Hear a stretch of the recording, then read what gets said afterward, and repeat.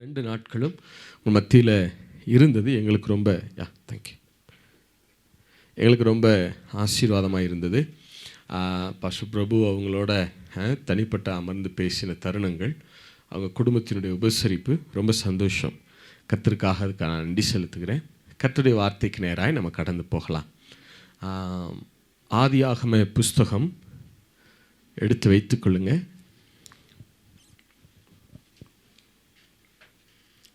மூன்றாவது அதிகாரம் 15வது வசனம். ஆதியாகம புஸ்தகம் 3வது அதிகாரம் 15வது வசனம்.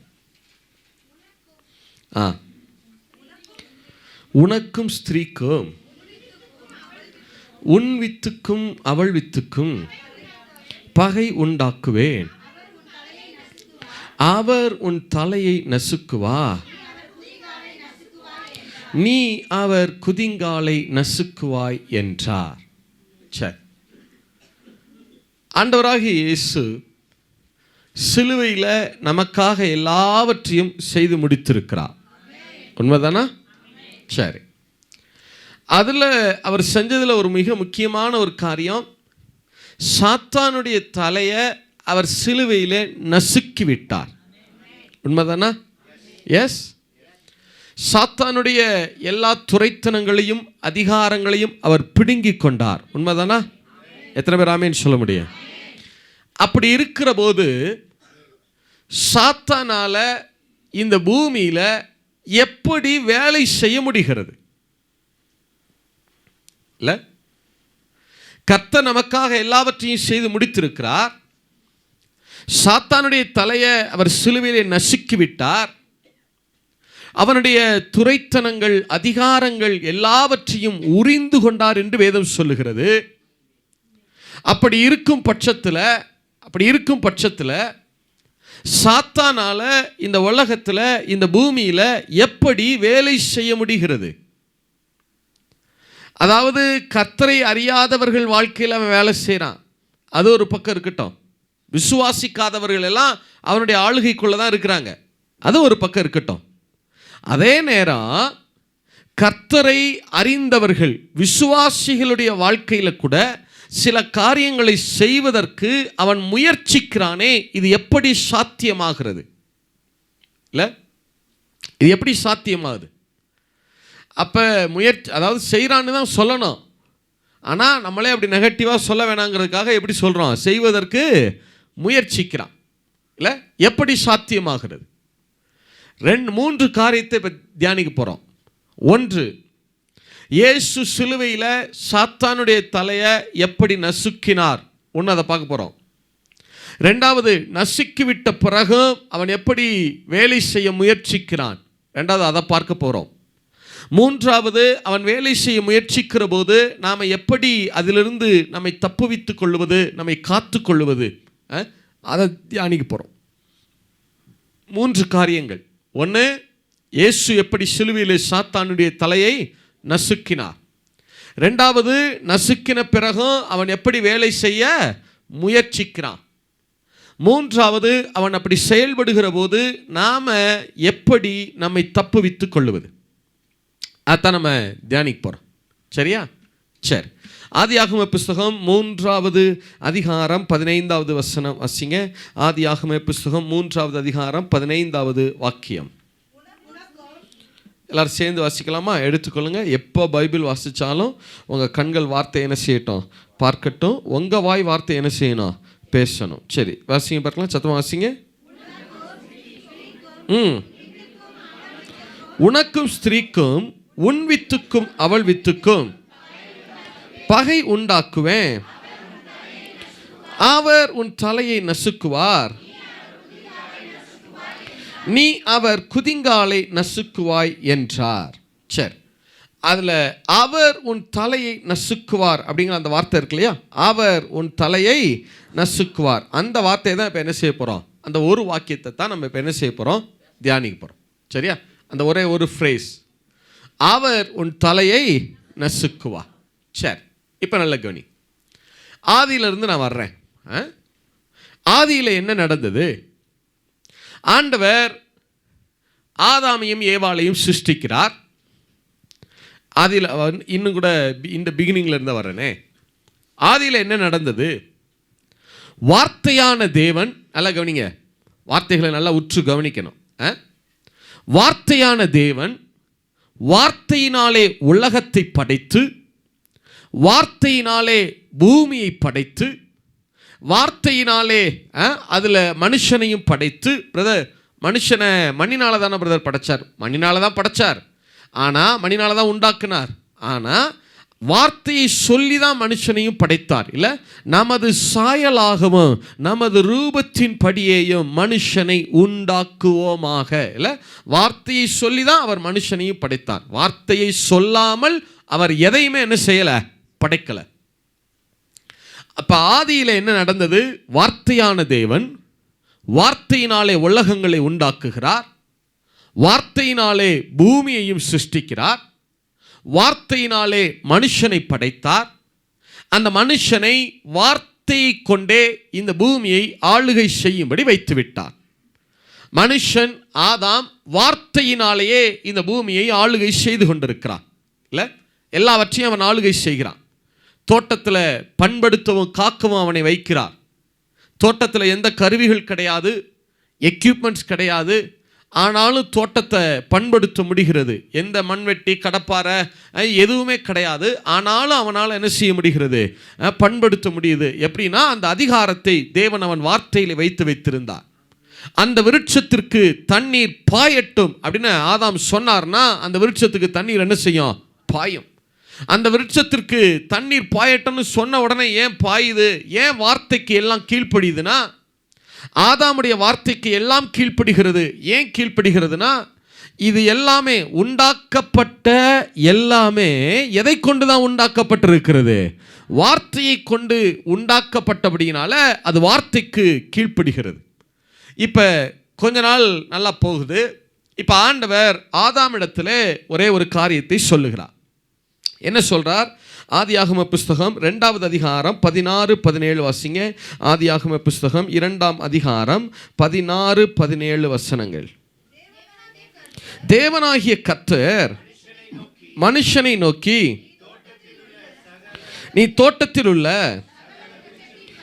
சகலவித விருட்சத்தின் கனியையும் புசிக்கவே புசிக்கலாம், ஆனாலும் நன்மை தீமை அறியத்தக்க விருட்சத்தின் கனியை புசிக்க வேண்டாம், அதை நீ புசிக்கும் நாளில். இப்ப ஆண்டவர் ஆதாம்கிட்ட சொல்றாரு, ஆதாம், நீ அந்த மரத்தினுடைய கனியை நீ புசிக்கிற நாள்ல நீ என்ன ஆயிருவ, சாகவே சாவாயின்னு சொல்லிட்டார். இப்ப சாவு அப்படின்னா என்னன்னு தெரியணும். டெத் அப்படின்னா என்ன, சாவு அல்லது மரணம்னா என்னன்னு தெரியணும். சரியா? சரி, முதல்ல நான் அதை விளக்கி சொல்கிறேன். சாவுனா என்ன பிரதர், மரணம்னா என்ன? இந்த மரணம் அப்படிங்கிறத எபிரேய பாஷையில் மூத் அப்படின்னு சொல்லுவாங்க. MOOTH, மூத் அப்படிங்கிற வார்த்தை இருக்குது. அந்த இடத்துல நீங்கள் பைபிள் வாசிச்சிங்கன்னா மூத் அப்படிங்கிற வார்த்தை இருக்குது.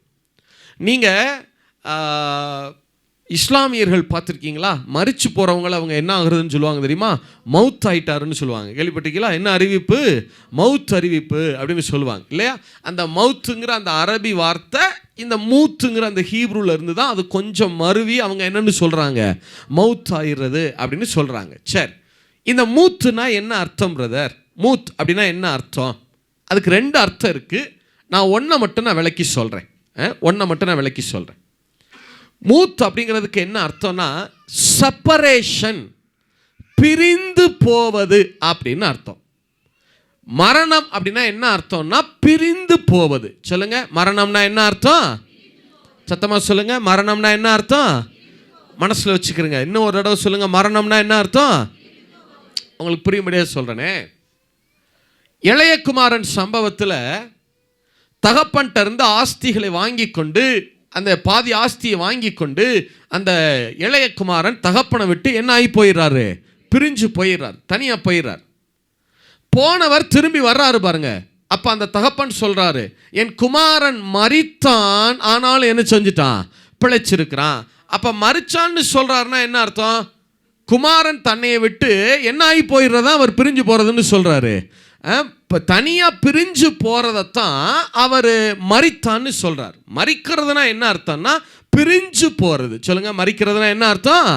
பிரிஞ்சு போகிறதுன்னு அர்த்தம். உங்களுக்கு இன்னும் கூட புரிய முடியாது சொல்கிறேனே. 2 விதமான மரணம் சொல்லுகிறோம். என்ன? ஒன்று ஆவிக்குரிய மரணம், ஸ்பிரிச்சுவல் டெத்து. இன்னொன்று சரீர மரணம், பிசிக்கல் டெத்து. ஒன்று ஆவிக்குரிய மரணம், சொல்லுங்க என்ன மரணம்? இன்னொன்று சரீர மரணம், சொல்லுங்க என்ன மரணம்? ஆவிக்குரிய மரணம்னா என்ன?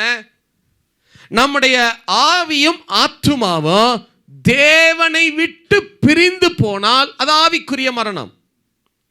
நம்முடைய ஆவியும் ஆத்துமாவும் இந்த சரீரத்தை விட்டு பிரிந்து போனால் அது சரீர மரணம். திருப்பி சொல்றேன், நம்முடைய ஆவியும் ஆத்துமாவும் தேவனை விட்டு பிரிந்து போனால் அது ஆவிக்குரிய மரணம். தேவனோடு இருக்கிற உறவை விட்டு பிரிஞ்சிட்டா, தேவனோடு இருக்கிற ஐக்கியத்தை விட்டு பிரிஞ்சிட்டா அது என்ன மரணம்? அது ஆவிக்குரிய மரணம். அதே நேரத்தில் இந்த இந்த ஆவியும் ஆத்துமாவும் இந்த சரீரத்தை விட்டு பிரிஞ்சு போயிட்டா அது என்ன மரணம்? சரீர மரணம் இல்லையா? சரீரத்தில் விட்டு மறிஞ்சுனா மறிச்சிட்டாருன்னு சொல்கிறோம் இல்லையா? மறிச்சிட்டாருன்னா என்ன அர்த்தம்? ஆவியும் ஆத்துமாவும் அந்த சரீரத்தை விட்டு தனியாக என்ன ஆயிடுச்சுன்னு அர்த்தம்? பிரிஞ்சிருச்சுன்னு அர்த்தம் இல்லையா? அப்போ மரணம்னாலே என்ன அர்த்தம்னா பிரிஞ்சு போகிறது. சொல்லுங்க, மரணம்னாலே என்ன அர்த்தம்? பிரிஞ்சு போகிறது அப்படின்னு தான் அர்த்தம். சரியா? சரி. இப்போ ஆண்டவர் ஆதாம்கிட்ட சொல்றார், ஆதாம், தோட்டத்தில் இருக்கிற எல்லா பழத்தையும் நீ புசிச்சுக்க, ஆனா தோட்டத்தின் நடுவில் இருக்கிற அந்த நன்மை தீமையை அறிய பண்ணுகிற அந்த விருட்சத்தின் கனியை மட்டும் நீ என்ன செய்ய வேண்டாம்? புசிக்க வேண்டாம். அதை நீ புசிச்சிட்டின்னா என்ன நடக்கும்னா நீ என்னையை விட்டு தனியா பிரிஞ்சு போயிருவ. நீ என்னையை விட்டு நீ விலகி போயிருவ. உனக்கும் எனக்குமான உறவு கட்டாயிரும், ரிலேஷன்ஷிப் கட்டாயிரும். T14 சொல்லுவாங்க, டிரான்ஸ்லேஷன் ஃபார் டிரான்ஸ்லேட்டர்ஸ். அந்த மொழிபெயர்ப்பில் வாட்சிங்கன்னா ரொம்ப நல்லா இருக்கும். சாகவே சாவாய் அப்படிங்கிறத நீ எந்த நாளிலே அந்த வெளிச்சத்தின் கனியை புசிக்கிறாயோ அந்த நாளிலே தானே, at that day the relationship will be end. உனக்கும் எனக்குமான உறவு கட்டாயிரும், ரிலேஷன்ஷிப் கட்டாயிரும். புசிச்சிராத. நீ அந்த பழத்தை புசிச்சின்னா என்ன நடக்கும்? இப்போ உன்னுடைய ஆவி என்னோட பேசிட்டே இருக்குல்ல, என் ஆவியோட பேசுது, சம்பாஷிக்குது, உறவு கொள்ற, என் பிரசனத்தை அனுபவிக்கிற இல்ல.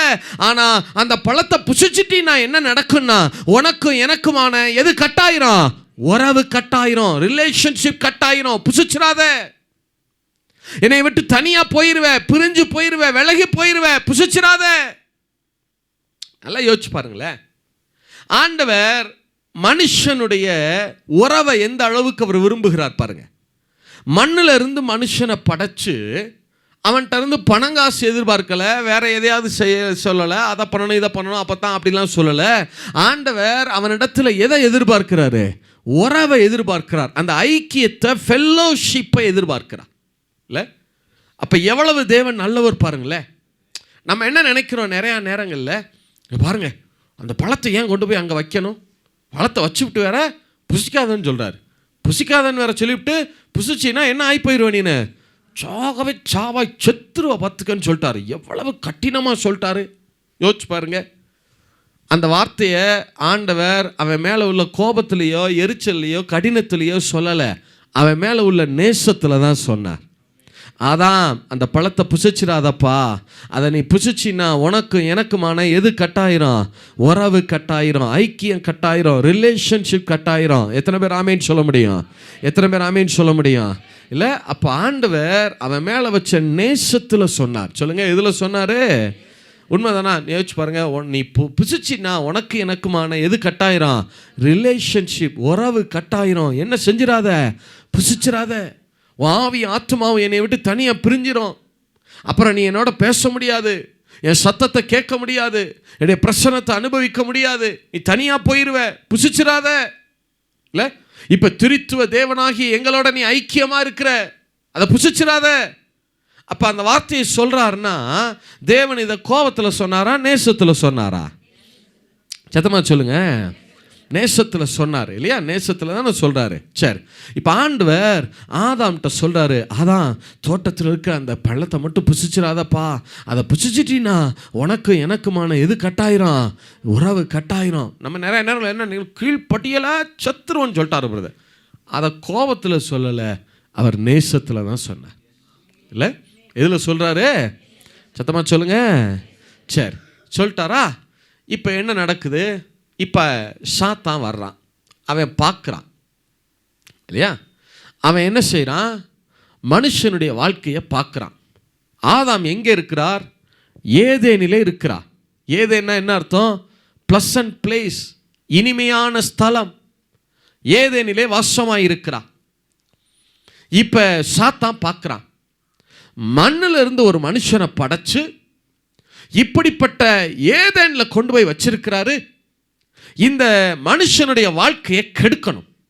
எப்படி கெடுக்கலான்னு யோசிக்கிறான். அவன் திட்டமிடுகிறான். அவன் காரியத்தை கொஞ்சம் உற்று கவனிக்கிறான். அவன் என்ன செய்கிறான்னு பாருங்களேன். ஆதியாகம புஸ்தகம் 3வது அதிகாரம் 1லிருந்து 7 வரைக்கும். ஆதியாகம புஸ்தகம் 3வது அதிகாரம் 1லிருந்து 7 வரைக்கும். தேவனாகிய கர்த்தர் உண்டாக்கின சகல காட்டு ஜீவன்களை பார்க்கிலும் சர்ப்பமானது தந்திரமுள்ளதாக இருந்தது. அது ஸ்திரீயை நோக்கி, தோட்டத்தில் உள்ள சகல விருட்சங்களின் கனியையும் புசிக்க வேண்டாம் என்று தேவன் சொன்னது உண்டோ என்றது. ஸ்திரீ சர்ப்பத்தை பார்த்து, தோட்டத்தில் உள்ள விருட்சங்களின் கனிகளை புசிக்கலாம், ஆனாலும் தோட்டத்தின் நடுவில் இருக்கிற விருட்சத்தின் கனியை குறித்து தேவன் நீங்கள் சாகாதபடிக்கு அதை புசிக்கவும் அதை தொடவும் வேண்டாம் என்று சொன்னார். அப்பொழுது சர்ப்பம் ஸ்திரீயை நோக்கி, நீங்கள் சாகவே சாவதில்லை, நீங்கள் இதை புசிக்கும் நாளிலே உங்கள் கண்கள் திறக்கப்படும் என்று, நீங்கள் நன்மை தீமையை அறிந்து தேவர்களைப் போல் இருப்பீர்கள் என்றும் தேவன் அறிவார் என்றது. அப்பொழுது ஸ்திரீயானவள் அந்த விருட்சம் புசிப்புக்கு நல்லதோ, பார்வைக்கு இன்பமோ, புத்தியை தெளிவிக்கிறதற்கு இச்சிக்கப்படத்தக்க விருட்சமுமாய் இருக்கிறது என்று கண்டு அதன் கனியை பறித்து புசித்து தன் புருஷனுக்கு கொடுத்தாள், அவனும் புசித்தான். அப்பொழுது இருவருடைய கண்களும் திறக்கப்பட்டது. போதும். இப்ப கவனி. இப்ப சாத்தா வர்றான், அவன் பார்க்கிறான் என்ன செய்யணும், இந்த ஆதாமுடைய வாழ்க்கையை கெடுக்கிறதுக்கு என்ன செய்யலாம் அப்படின்னு யோசிக்கிறான். அவன் எல்லாவற்றையும் கொஞ்சம் உற்று கவனிக்கிறான். இங்க என்ன நடந்திருக்குன்னு பார்க்கிறான். இங்க என்ன நடக்குது அப்படின்னு பார்க்கிறான். என்ன நடந்திருக்கு?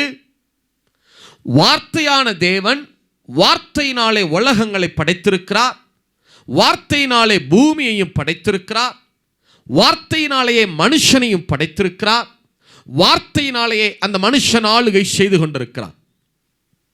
இப்ப இந்த மனுஷனுடைய வாழ்க்கையை கெடுக்கணும்னாலும் வார்த்தையை வச்சுதான் கெடுக்க முடியும்.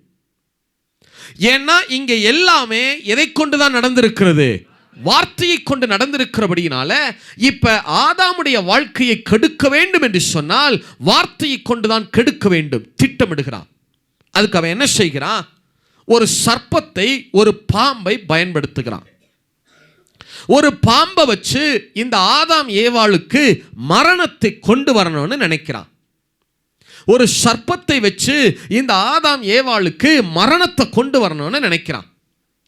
இப்ப ஒரு பாம்புனால ஒரு மனுஷனுக்கு மரணம் வரணும்னா, நல்லா கவனிங்க, ஒரு பாம்புனால ஒரு மனுஷனுக்கு மரணம் வரணும்னா அந்த மனுஷன் என்ன செய்யணும்? மன்னிக்கணும், அந்த பாம்பு என்ன செய்யணும்? அந்த மனுஷனை போய் என்ன செய்யணும்? கடிக்கணும், கொத்தணும், இல்ல தீண்டணும்.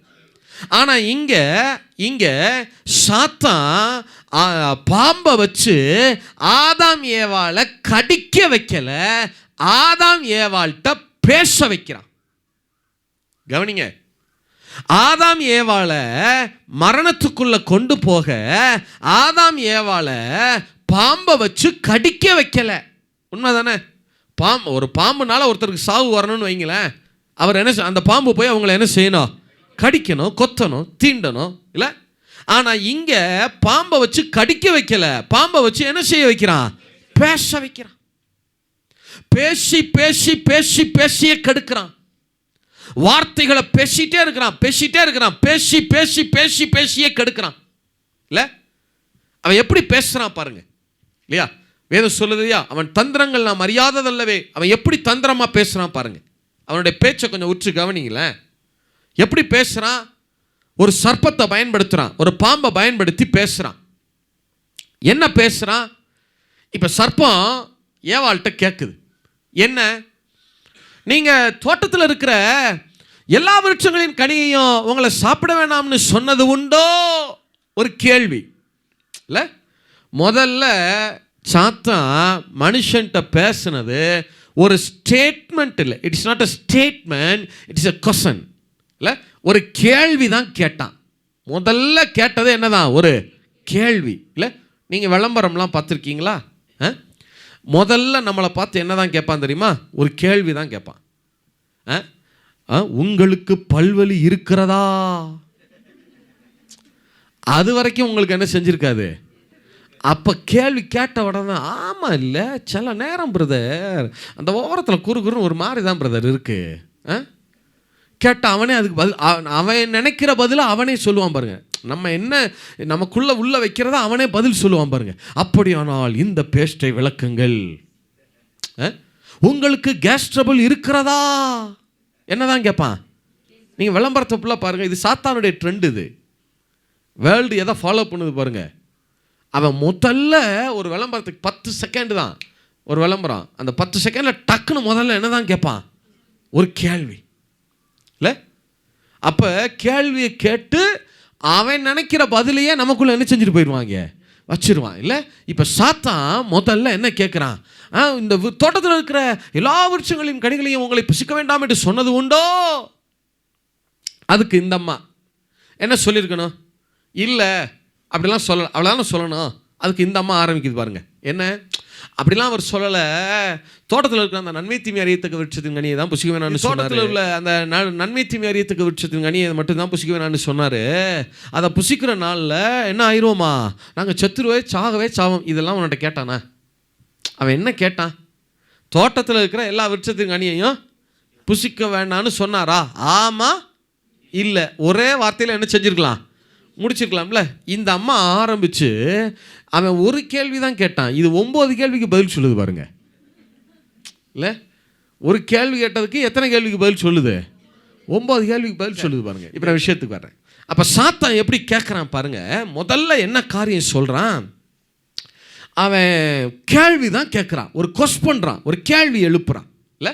சரி, அவங்க அந்த அம்மா சொல்லுது, இல்லை தோட்டத்தின் நடுவில் இருக்கிற அந்த பழத்தை புசிச்சிட்டோம்னா நாங்கள் என்ன ஆயிடுவோம்னு சொல்லியிருக்கிறாரு, சாகவே சாவோம்னு சொல்லியிருக்காரு. அதுக்கு அவன் எப்படி பேசுகிறான் பாருங்க. அப்படி இல்லை, நீங்கள் அந்த பழத்தை புசிச்சிங்கன்னா உங்கள் கண்கள் திறக்கப்பட்டு நீங்கள் யாரை மாதிரி மாறிடுவீங்க. தமிழில் தேவர்களின்னு இருக்குது. நீங்கள் மற்றொரு மொழிபெயர்ப்பில், பொது மொழிபெயர்ப்பில் வாசிச்சிங்கன்னா, இல்லை இங்கிலீஷில் வாசிச்சிங்கன்னா ரொம்ப கரெக்டாக இருக்கும். As like God. நீங்க உங்க கண்கள் திறக்கப்பட்டு நீங்க தேவன மாதிரி ஆயிருவீங்க, கடவுளை போல ஆவீர்கள். சொல்லுங்க, யாரை போல? தேவர்கள் இல்ல, தேவனை போல. சொல்லுங்க, யாரை போல? நீங்க உங்க கண்கள் திறக்கப்பட்டு நீங்க தேவன மாதிரி ஆயிருவீங்க. அது அவருக்கு நல்லா தெரியும். அதனாலதான் உங்களை என்ன செய்ய வேணாம்னு சொல்லிட்டாரு, புசிக்க வேண்டான்னு சொல்லிட்டாரு, சாப்பிட வேண்டான்னு சொல்லிட்டாரு. நல்லா கவனிங்க, அவன் பேச்ச கொஞ்சம் கவனிங்க, துணியை கொஞ்சம் பாருங்க. நீங்க இந்த தோட்டத்தில் இருக்கிற எல்லா விருட்சங்களின் கனியை நீங்க புசிக்கலாம், ஆனா அதை மட்டும் ஏன் புசிக்க வேணான்னு சொன்னார்னா, அதை புசிச்சிங்கன்னா நீங்க யாரு லெவலுக்கு போயிருவீங்கன்னா நீங்க தேவன மாதிரி ஆயிருவீங்க. அவர் லெவலுக்கு போயிருவீங்க. அதனால தான் அது அவருக்கு நல்லாவே என்ன செய்யும், தெரியும். அதனால தான் அவங்களை என்ன செய்ய வேணான்னு சொல்லிட்டாரு, புசிக்க வேணான்னு சொல்லிட்டாரு. இவன் என்ன சொல்ல வர்றான்? அப்ப நீங்க கடவுளை மாதிரி ஆயிருவீங்கல்ல, அது அவருக்கு நல்லா தெரியும்ல, அதனால தான் அவங்கள புசிக்க வேணான்னு சொல்லிட்டாரு. அப்ப நீங்க அதை புசிச்சு அவர் மாதிரி ஆகுறது அவருக்கு என்ன செய்யல, பிடிக்கல. நீங்க அவர் லெவலுக்கு போறத அவர் விரும்பல. நீங்க அப்படியே கீழே கடக்கணும்னு நினைக்கிறாருப்பா. உங்களை அடிமையாவே வச்சிருக்கணும்னு நினைக்கிறாரு. சர்வாதிகாரி மாதிரி இருக்கிறாரு பத்தியா? எப்படி ஆளுவார் அவர்? நீங்க அவர் லெவலுக்கு போறது அவருக்கு பிடிக்கல. தேவனை பற்றி எவ்வளவு தவறான காரியங்களை பிம்பப்படுத்துறான் பாருங்க, போர்ட்ரேட் பண்றான் பாருங்க. நல்லா கவனிங்க. இப்ப ஏவாள் என்ன கேட்டிருக்கணும்? இவர் நிறுத்து, என்ன நீ பேசுறது சரியில்லையா, நீ தப்பா பேசுறிய, நாங்க இனிமே தேவனை போல ஆகணும்னு சொல்ற, இது தப்பாச்சே. நாங்க ஏற்கனவே யாரை போல தான் இருக்கிறோம், நாங்க தேவனை போல தானே இருக்கிறோம். நாங்க ஏற்கனவே தேவனுடைய சாயலாகத்தானே சிருஷ்டிக்கப்பட்டிருக்கிறோம். உண்மைதானே? ஆதாம் ஏவாளை யாருடைய சாயலாக சிருஷ்டிச்சாரு? தேவ சாயலாகவே அவர்களை சிருஷ்டிச்சார் இல்ல? ஏற்கனவே எங்களை தேவனை போல தானப்பா படைச்சிருக்கிறாரு, ஏற்கனவே தேவ சாயலாகத்தான படைச்சிருக்கிறாரு. நீ என்ன புதுசா இப்ப அவரை மாதிரி இனிமே தான் நீ ஆகணும்னு சொல்ற, இது தப்பாச்சே. சொல்லியிருக்கணுமா வேணாமா? சொல்லல. ஏன்னா இவர்கள் தாங்கள் தேவனுக்குள்ள யாராக இருக்கிறோம், யாரை போல படைக்கப்பட்டிருக்கிறோங்கிறதே இவங்களுக்கு என்ன செய்யல, தெரியல, அறியல, அறியாம இல்ல. சாத்தான் எப்படி பேசுறான் பாருங்களேன். நீங்க யோசிச்சு சொல்லுங்க, ஆண்டவர் எதுக்காக அந்த பழத்தை புசிக்க வேணாம்னு சொன்னாரு? புசிக்கிற நாள்ல என்ன ஆயிடுவாங்க அப்படின்னா என்ன அர்த்தம்? சத்தமா சொல்லுங்க. யாரை விட்டு பிரிஞ்சிருவாங்க? இது தேவன் நேசத்துல சொன்னாரா, கோபத்துல சொன்னாரா? இப்ப அவருடைய நேசத்தை மறைத்து அவரை எப்படி ஒரு சர்வாதிகாரியை போல பிம்பப்படுத்துறான் பாருங்க. அவரு தெரியும், அவருக்கு நீ அந்த பழத்தை புசிச்சின்னா அவர் லெவலுக்கு போயிடுவேன்னு நினைக்கிறாரு. அதனால தான் நீ போக விடாமல் உன்னை காலின் கீழே போட்டு அட்டிமா மாதிரி உன்னை வச்சிருக்காரு பத்தியா. ரொம்ப அடக்கி ஆள்றாரு இல்லப்பா, சர்வாதிகாரி மாதிரி பத்தியா. அவர் அப்படி ரொம்ப கோவக்காரருப்பா, அவர் ரொம்ப கடினமான ஒருத்தர் இல்லை. அவரை நீ சுற்றி வளைச்சி என்ன சொல்ல வர்றான் இங்கே பாரு, கர்த்தர் நீ மேலே வர்றது அவருக்கு என்ன செய்யலை, பிடிக்கல. அவர் சொல்றத கேட்காத. அவன் சுத்தி வளைச்சு என்ன சொல்றவரான், அவர் உனக்கு நல்லது செய்ய விரும்பல. அவர் உன்னுடைய நலம் விரும்பி அல்ல, உன்னுடைய வெல்விஷர் அல்ல. நீ அவர் சொல்றத கேட்காத, அவரை நம்பாத. அவர் நல்லவர் இல்ல. அதாவது டைரக்டா நல்லவர் இல்லைன்னு சொல்லல, டைரக்டா கெட்டவர் இல்லைன்னு சொல்லல. எப்படி பேசுறான்? இன்டைரக்டா பேசுறான் பாருங்க இல்ல. மறைமுகமா அவரை எப்படி பிம்பப்படுத்துறான், மறைமுகமா எப்படி பிம்பப்படுத்துறான்? ஏதோ சர்வாதிகாரிய போல அருவாளை கையில தூக்கிக்கிட்டு ஓடி அப்படியே விரட்டிட்டே இருக்கிறது போல. அதை பண்ணியா, இதை செஞ்சியா, இதை பண்ணியா, இல்லையா உன்னை அடிச்சு ஒத்தாச்சு துவைக்கிறனா இல்லையா பாரு, உன்னை நியாயம் தீர்த்து. எங்க மதுரை பாஷையில சொன்னா ஆள் சான்ஸ் கிடைச்சா ஆள் என்ன பண்ணிடுறது, காலி பண்றதுக்கு என்னவா இருக்கிறாரு, ரெட்டியா இருக்கிற மாதிரி அப்படியே பிம்பப்படுத்துறான் பாருங்க இல்ல. சத்துருடைய தந்திரம் என்ன தெரியுமா? நல்லா யோசிச்சு பாருங்களேன், நல்லா யோசிச்சு பாருங்க. சாத்தான் தேவனை தவறானவரை போல, அவர் நல்லவர் இல்லை என்பதை போல இன்டைரக்டா அப்படியே அவரை பிம்பப்படுத்துறான், போர்ட்ரேட் பண்றான் இல்ல.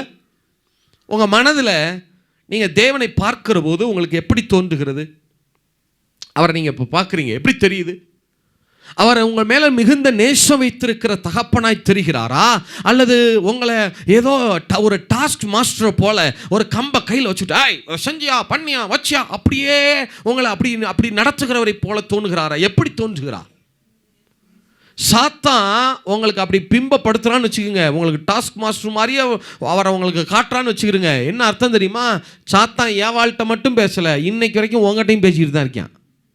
அதே ட்ரெண்டில் பேசுகிறான். இங்கே பாரு அவர் பயங்கரமானவர், அது வந்து நியாயந்திருக்கிறவர் தெரியுமா, பச்சிக்கிற அக்கினி தெரியுமா, அவர்கிட்டலாம் என்ன செய்யாது, உன் பாச்சாலாம் என்ன செய்யாது, ஒன்றும் பழிக்காது, உன் ஜம்பம்லாம் அங்கே ஒன்றும் என்ன செய்யாது பழிக்காது, பார்த்துக்க, சான்ஸ் கிடச்சின்னா என்ன பண்ணிடுவார் உன்னைய, நீதி உள்ளவர் பார்த்துக்க, அப்படியே உன்னைய என்ன செஞ்சிருவார். இப்படி பேசுகிறான்னு வைங்களேன், அவன் அவரை நல்லவராக காட்டலை, அவங்ககிட்ட எப்படி காட்டிகிட்டு இருக்கான்னு அர்த்தம் சொல்லுங்க. என்ன முறைக்கிறீங்க? எப்படி காட்டுறான்னு அர்த்தம். இப்போ நீங்கள் என்னை நல்லவராக பார்த்தா தானே என்னை நம்புவீங்க, உண்மை தானே? பிரதர் ஜூப்ளி வந்து நம்ம நல்லது தான் பிரதர் செய்கிறாரு, ரைட், ஓகே, அவர் சொல்கிறது படி செய்வோம். என்னை நல்ல ஆளாக பார்த்தா தானே நீங்கள் நான் சொல்கிறத கேட்பீங்க, நம்புவீங்க, உண்மை தானே? எத்தனை பேர் ஆமேன்னு சொல்ல முடியும்? அதே நீங்கள் என்னை கொஞ்சம் என் மேலே சந்தேகம் வருதுன்னு வைங்க, அவரால் நமக்கு நன்மை வருமானு தெரியலையே அப்படிங்கிற மாதிரி உங்களுக்கு லைட்டாக மைல்டாக அப்படி சந்தேகம் வருதுன்னு வச்சுக்கிறீங்களேன், அதுக்கப்புறம் நான் சொல்கிறத நீங்கள் கேட்க மாட்டீங்க, நம்ப மாட்டீங்க, உண்மை தானே? எத்தனை பேர் ஆமேன்னு சொல்ல முடியும்? அப்போ சாத்தான் பார்க்குறான், ஒரே ரொம்ப சிம்பிள் தான். அவன் என்ன செய்யறான், ஏன்ப்பா அந்த பழத்தை புசிக்காமல் இருக்கிறாங்க, முதல்ல பார்க்குறான், எப்படிப்பா இவங்களை கெடுக்கிறது, எப்படி கெடுக்கிறது, எல்லாமே வார்த்தையினால தானே நடந்திருக்கு. ஆமாம், அப்போ வார்த்தையை வச்சு என்ன செய்யலாம், வார்த்தையை வச்சு இவங்களை கெடுக்கலாம்.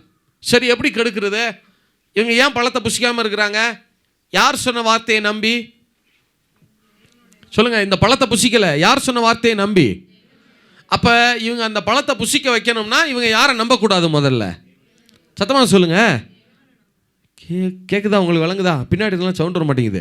நான் ஏன் அவங்கள பேச வச்சுட்டே இருக்கேன்னா அப்போ தான் அந்த செய்தியோட ஆசீர்வாதம் அவங்க மேலே இறங்க ஆரம்பிக்கும். சொல்லுங்கள். இப்போ இவங்க இந்த பழத்தை எத்தனை நாள் புசிக்கலையில, ஏன் யார் சொன்ன வார்த்தையை நம்பி புசிக்காமல் இருக்கிறாங்க?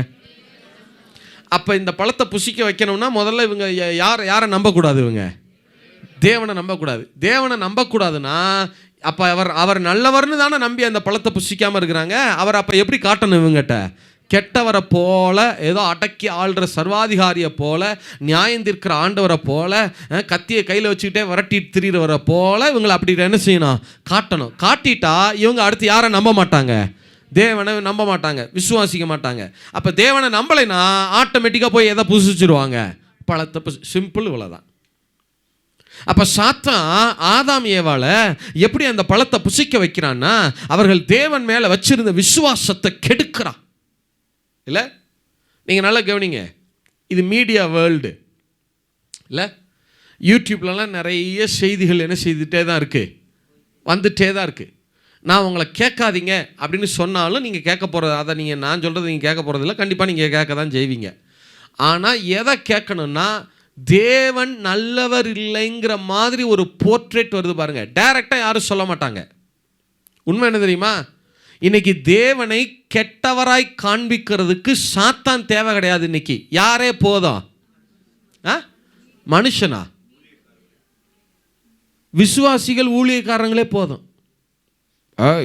அப்புறம் சான்ஸ் கட்டச்சார்னு வச்சுக்க, கத்துறவனை நியாயம் தீர்த்து காதை அறுத்துருவார் பார்த்துக்க, உன்னை காலை வெட்டுப்புறார் பார்த்துக்க, யாரே போதும். இன்னைக்கு ஆண்டவர் கையில் இன்னைக்கு அருவாளை மட்டும்தான் என்ன செய்யல, இன்னும் கொடுக்கல. கேட்டால் நான் சத்தியத்தை சரியாக பேசுவேன் தெரியுமா, இதில் என்னையா சத்தியம் இருக்குது, இதெல்லாம் அறியாமல் சொல்லுங்கள், இதெல்லாம் என்னது அறியாமல், கர்த்தரை பற்றின இதே ஊட்டியில் தான் இந்த லேக் வியூ ஹோட்டல் இருக்குல்ல, நான் ஊட்டிக்கு ஒரு இடம் ஊழியத்துக்கு வந்திருந்தப்ப அங்கே தங்கியிருந்தேன். அன்றைக்கி நைட்டு படுக்கிறப்ப என் மனைவி ஒரு கிளிப்பிங் காட்டுறாங்க, ஒருத்தர் பேசுகிறார், அவர் தேவனுக்காக பேசுகிறேன்னு நினச்சி பயங்கரமாக பேசுகிறார், அப்படி அடிப்பார் உடனே, தப்பார் மொட்டையாக்குவார் உடனே, ஆச்சாம்போச்சா நீ ஹாஸ்பிட்டலில் படுத்துக்கிட, பயங்கரமாக பேசுகிறார். மறுநாள் காலையில் ஒரு 4 மணி இருக்கும், நான் எழுந்து இதெல்லாம் கொல்ட்டெல்லாம் போத்திக்கிட்டு உட்கார்ந்துருக்கும் போது அது நினைவு வருது. அப்போ தான் நான் நினைக்கிறேன், ஆண்டவரே இந்த ஊழியக்காரர் இப்படி பேசுகிறாரே, இது என்ன விளைவு என்ன ஆகும். அப்போ தான் இதே ஊட்டியில் இந்த இருக்கிற லேக் பின்னாடி தானே இருக்குது, லேக் வியூ ஹோட்டலில் வச்சு சொன்னார், நீ ஜூப்ளி ஒரு காரியம் சொல்கிறேன், நான் யார் என்கிறது தெரியாமல் பேசுகிற ஒரு மனுஷனுடைய பேச்சு இருக்கு பாரு, அது அணுகுண்டை விட மோசமானது. அணுகுண்டு கூட போட்ட உடனேயே ஜனங்கள் என்ன ஆயிடுவாங்க, அணுகுண்டு போட்டால் என்ன நடக்குது தெரியுமா, கண்ணுலாம் அப்படியே உருகிறோம். அணுகுண்டு போட்ட இடத்துல இருந்து 10 கிலோமீட்டருக்கு அங்கிட்டு இருக்கிறவன் கண்ணு கூட என்ன ஆயிரும், உருகிறோம். அந்த உள் உறுப்புகள்லாம் அப்படியே உள்ளுக்குள்ளேயே வெந்து என்ன ஆயிரும், கருகி தான் சாவாங்க. அணுகுண்டு போட்டால் கூட நிமிஷத்தில் செத்துருவான். ஆனால் என்னைய பற்றிய அறியாமையில் ஒரு மனுஷன் பேசுகிறான் பாரு, அது விசுவாசிகளை அணுவாக கொள்ளும். இவன் பேச்சு அணுகுண்டை விட என்னது மோசமானதுன்னார் இல்லை. அதனால் தயவு செய்து நீங்கள் கேட்குற ஒரு காரியம் இருக்கு பாருங்க, அது தேவன் மேலே உங்களுக்கு இருக்கிற விசுவாசத்தை இன்னும் கொஞ்சம் அதிகமாக்கணும். சொல்லுங்கள், என்ன செய்ய, எதை அதிகமாக்கணும்? விசுவாசத்தை இன்னும் கொஞ்சம் அதிகமாக்கணும். அப்படி அதிகப்படுத்துறத மட்டும் கேளுங்க, மற்ற எதையும் என்ன செய்யாதீங்க, கேட்காதீங்க. அவங்க எவ்வளவு பெரிய ஆளாக இருந்தாலும் சரி, தூதனே இறங்கி வந்து பேசினா கூட கேட்காதீங்க. கர்த்தர் நல்லவர், நல்லவர், நல்லவர், அவர் நல்லவராகவே இருக்கிறார். எத்தனை பேர் ஆமேன்னு சொல்ல முடியும்? எந்த நன்மையான ஈவம், எந்த பூரணமான வரமோ ஜோதிகளின் பிதாவாகிய தேவனிடத்திலிருந்து இறங்கி வருகிறது. அவர் நல்லவரும் நன்மை செய்கிறவருமாயிருக்கிறார். எத்தனை பேர் ஆமேன்னு சொல்ல முடியும்? எத்தனை பேர் ஆமேன்னு சொல்ல முடியும்? கர்த்தரிடத்திலிருந்து ஒரு தீமையும் வருகிறது இல்லை. அவர் நல்லவரும் நன்மை. சில பேர் பார்த்துருக்கீங்களா, நல்லவங்களா இருப்பாங்க, ஆனால் என்ன செய்ய மாட்டாங்க, நன்மை செய்ய மாட்டாங்க. சில பேர் நன்மை செய்வாங்க, ஆனால் என்னவா இருக்க மாட்டாங்க, நல்லவங்களா. ஆனால் கர்த்தர் மட்டும்தான் நல்லவரும் நன்மை செய்கிறவருமாயிருக்கிறார். எத்தனை பேர் ஆமேன்னு சொல்ல முடியும்? எத்தனை பேர் ஆமேன்னு சொல்ல முடியும்? இப்போ கவனிங்க. இப்போ சாத்தான் எப்படி பேசுகிறான் பாருங்க. அவங்ககிட்ட தேவனை பற்றி தவறான பிம்பத்தை கட்டமைக்கிறான் பாருங்க. தப்பா பேசுகிறான் பாருங்க அவரை குறித்து இல்லை. சரி, இப்போ நீங்கள் எனக்கு திருப்பி பதில் சொல்லுங்கள். ஆண்டவர் எதனால அந்த பழத்தை புசிக்க வேணான்னு சொன்னார்? சொல்லுங்க. தன்னை விட்டு என்ன ஆகி போயிடுவாங்க, பிரிஞ்சிடுவாங்க. இதை நேசத்தில் சொன்னாரா, கோபத்தில் சொன்னாரா? ஆனால் இப்போ என்ன செய்கிறான் சாத்தான், தேவனுடைய நேசத்தை மறைத்து அந்த சர்ப்பத்தை வச்சு பேசுகிறான் பாருங்க. நேசத்தை மறைத்து விஷத்தை கக்குறான். கவனிங்க, சர்ப்பத்தை வச்சு, பாம்பை வச்சு ஆதாம் ஏவால கடிச்சு விஷத்தை உள்ள அனுப்பல. எப்படி விஷத்தை அனுப்புறான்னா, சர்ப்பத்தை வச்சு பேசியே விஷத்தை கக்குறான். விஷத்தை வார்த்தை வடிவத்தில் கக்குறான். சொல்லுங்க, என்ன வடிவத்தில்? என்ன வடிவத்தில்? விஷத்தை கடிச்சு உள்ள அனுப்பல. விஷத்தை எப்படி அனுப்புறான்? வார்த்தை வடிவாக்கத்தில் அனுப்புறான். நம்ம ஊரில் சொல்லுவாங்களே, ஆள் பார்க்கறதுக்கு தாங்க நல்லா தெரிவாரு, ஆனால் பேச்சு ஒன்று என்னது, விஷம் சொல்லுவாங்களா? பேச்சு ஒன்று என்னது, விஷம் சொல்லுவாங்களா? இப்போ சாத்தான் சர்ப்பத்தை வச்சு கடிச்சு விஷத்தை அனுப்பல. எப்படி விஷத்தை அனுப்புறான்? சத்தமா சொல்லுங்க. வார்த்தையில் பேசியே விஷத்தை கக்குறான் இல்லை. அதுவும் எதை மறைத்து? தேவனுடைய, சத்தமா சொல்லுங்க, வெரி குட், தேவன் அவங்க மேல வச்சிருந்த நேசத்தை மறைத்து விஷத்தை கக்குறான் இல்ல. இவங்களுக்கு தெரியல. இவங்க தேவனுடைய நேசத்தை மறந்துட்டு சாத்தான் சொன்ன அந்த விஷமுள்ள வார்த்தைகளை அப்படியே கேட்டார்கள், அதையே ஏற்றுக்கொண்டார்கள், அதையே விசுவாசித்தார்கள், அதையே பேசினார்கள், அதன்படியே செயல்பட்டார்கள். தேவனை விட்டு பிரிந்து போனார்கள், மரித்து போனார்கள். சாத்தான் சொன்ன அந்த விஷமுள்ள வார்த்தைகளை அப்படியே ஏற்றுக்கொண்டார்கள், அதையே விசுவாசித்தார்கள், அதையே பேசினார்கள், அதன்படியே செயல்பட்டார்கள். விளைவு என்ன ஆயிட்டாங்க? மரித்து போனார்கள். அப்படின்னு என்ன அர்த்தம்? யாரை விட்டு பிரிஞ்சிட்டாங்க. அப்பதான் ஆண்டவர் அங்க வந்து நிற்கிறார். அப்பதான் ஆண்டவர் வந்து சாத்தான, அப்ப கூட சாத்தானை பார்த்து பேசல, எதை பார்த்தா பேசுறாரு அவரு? அந்த பாம்பை பார்த்து பேசுறார். பாம்பு வழியா சாத்தானுக்கு செய்தி சொல்றார். என்ன? என் பிள்ளைங்க மேல நீ விஷத்தை கக்கிட்டு இல்ல, என் பிள்ளைங்க மேல நீ விஷமுள்ள வார்த்தைகளை கக்கிட்டு இல்ல. வார்த்தையான தேவன், நாங்க வார்த்தையினாலே உலகத்தை படைச்சோம், வார்த்தையினாலே பூமியை படைச்சோம், வார்த்தையினாலே மனுஷனை படைச்சோம், வார்த்தையினாலே அவனை ஆளுகை செய்ய வச்சோம். நீ என்ன செஞ்சிருக்கிற? இப்ப இந்த பாம்பை வச்சு நீ வார்த்தையிலேயே விஷத்தை கலந்து என் பிள்ளைங்க மேல நீ கக்கிட்டு இல்ல, விஷமுள்ள வார்த்தைகளை கக்கிட்டு இல்ல. உன் விஷத்தை நான் முறிச்சு காட்டுறேன் இல்லையா பாரு, உன் தலையை நான் நசுக்கி காட்டுறேன். இல்லை, தலையை நசுக்குவார்னா என்ன அர்த்தம்? தலை முக்கியம்னா, தலைனா என்ன அர்த்தம்? தலைக்குள்ளே இருக்கிற எது முக்கியம்? பாம்பை எதில் அடிப்பாங்க தெரியுமா? தலையில். இல்லை, ஏன் தலையில் அடிக்கிறாங்க? விஷம் எதில் தான் இருக்குது? பாம்புக்கு தலையில் தான் இருக்குது. இல்லை, பாம்பை பிடிக்கிறவங்களையும் பார்த்துருக்கீங்களா? எதை தான் பிடிப்பாங்க? தலையை தான் பிடிப்பாங்க. ஏன்னா அப்போ தான் அது யாரையும் என்ன செய்ய முடியாது? கடிக்க முடியாது. இல்லை, அப்போ தான் ஆண்டவர் சொல்கிறாரு, என் பிள்ளைங்க மேலே நீ விஷத்தை கக்கிட்டு இல்லை, உன் விஷத்தை நான் முறிச்சு காட்டுறேனா இல்லையா பார். அப்போ தான் சேலஞ்ச் பண்ணுறார். உன் விஷத்தை நான் காலி பண்ணி காட்டுறேன், உன் விஷத்தை நான் இல்லாமல் பண்ணி காட்டுறேன். எத்தனை பேர் ஆமேன்னு சொல்ல முடியும்? அப்போ தான் ஆண்டவர் சொல்கிறாரு, அவர் உன் தலையை நசுக்குவார், அவர் உன் தலையை நசுக்குவார். சரி, இப்போ இயேசு எப்படி சாத்தானுடைய தலையை சிலுவையிலே நசுக்கினார் அதை நம்ம பார்க்கலாம். ஒரு சம்பவத்தின் மூலமாக அதை என்ன செய்யலாம்? நம்ம அதை தியானிக்கலாம். சரியா? சரி, வாசிங்க யாத்திராகம புஸ்தகம் 4வது அதிகாரம் 20வது வசனம். அப்பொழுது மோசே தன் மனைவியையும் தன் பிள்ளைகளையும் கழுதையின் மேல் ஏற்றிக்கொண்டு எகிப்து தேசத்துக்கு திரும்பினான். தேவனுடைய கோலையும் மோசே தன் கையிலே பிடித்துக் கொண்டு போனான். தேவனுடைய கோலையும் மோசே தேவனுடைய கோலையும் தன் கையிலே மோசே பிடித்து கொண்டு போனான். அப்படின்னா என்ன அர்த்தம் பிரதர்? கவனிங்க, தேவனுடைய கோல் அப்படின்னா என்ன அர்த்தம் பிரதர்? என்னை கவனிங்க, என்னை பாருங்க. தேவனுடைய கோல்னா என்ன அர்த்தம்? அங்கே 2 காரியம் நடந்திருக்கணும். என்ன? தேவன் என்ன செஞ்சிருக்கணும்?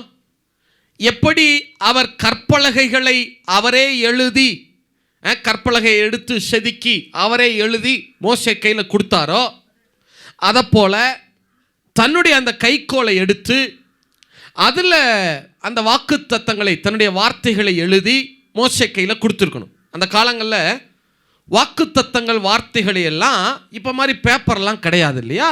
என்ன செய்வாங்கன்னா, இந்த கைக்கோலில் தான் என்ன செய்வாங்க? எழுதுவாங்க.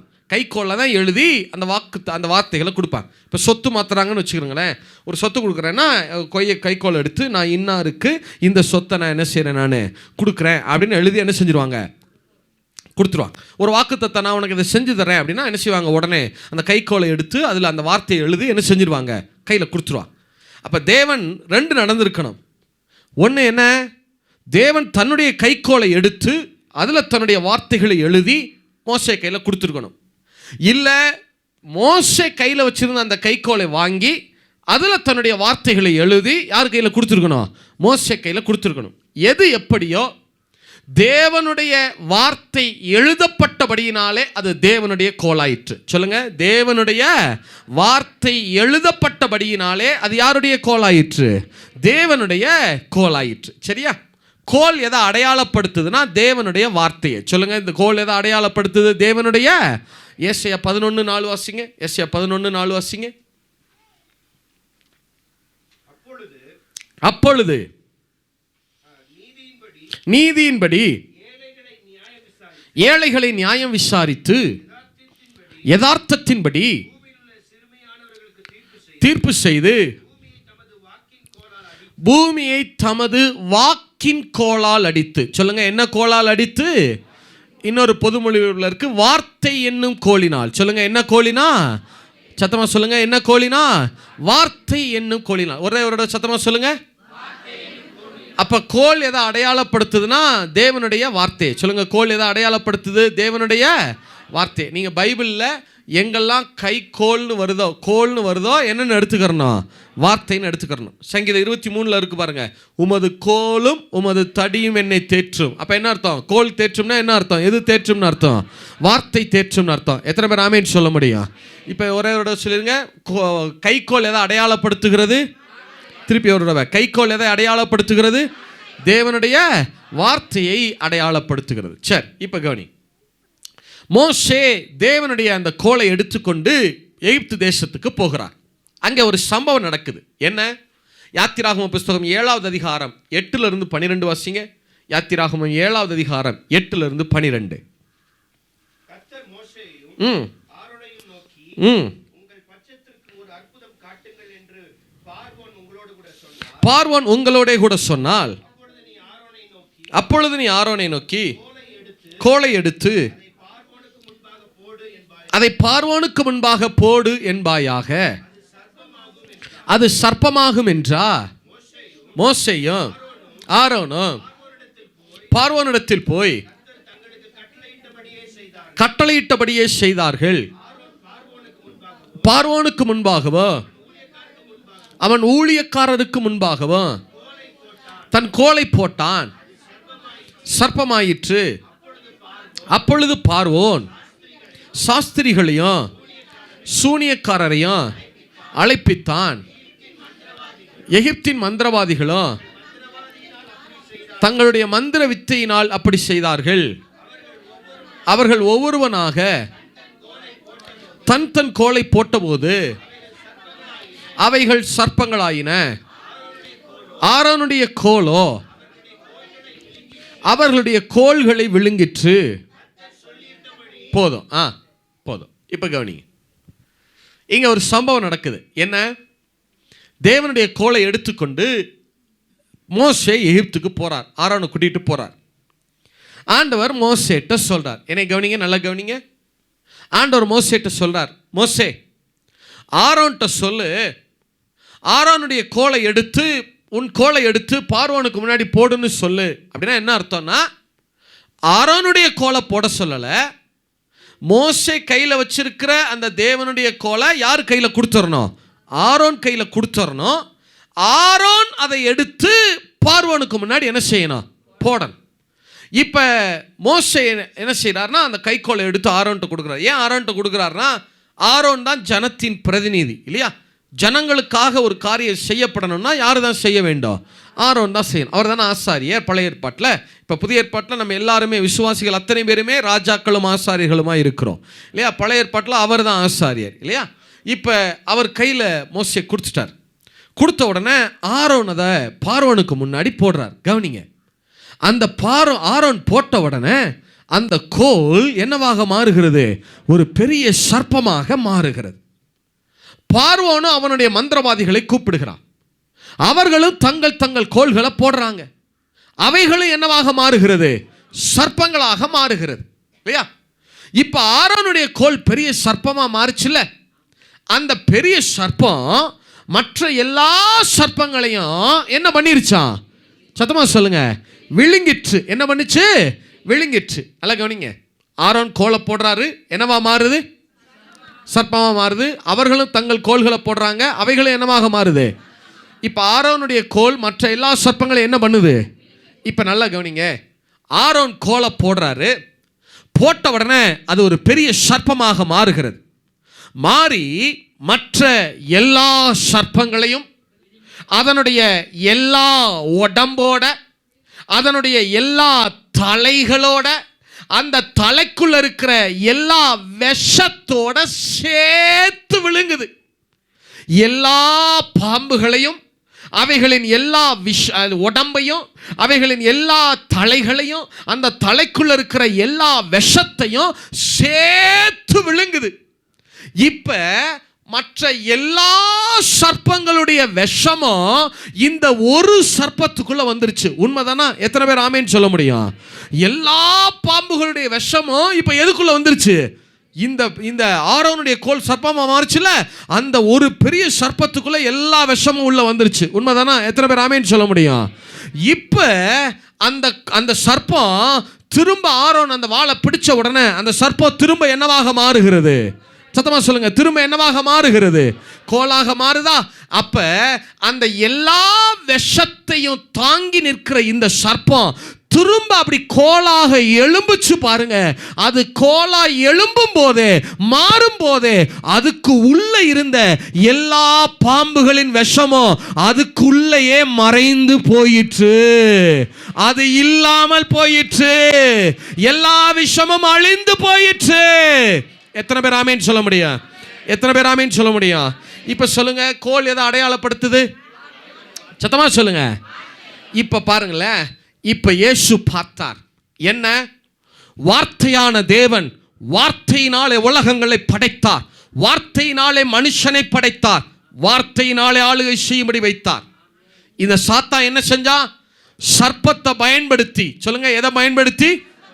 ஒரு சர்ப்பத்தை பயன்படுத்தி இந்த ஆதாம் ஏவாள் மேல வார்த்தை வடிவத்திலேயே விஷத்தை கக்குனா. சொல்லுங்க, என்ன வடிவத்தில்?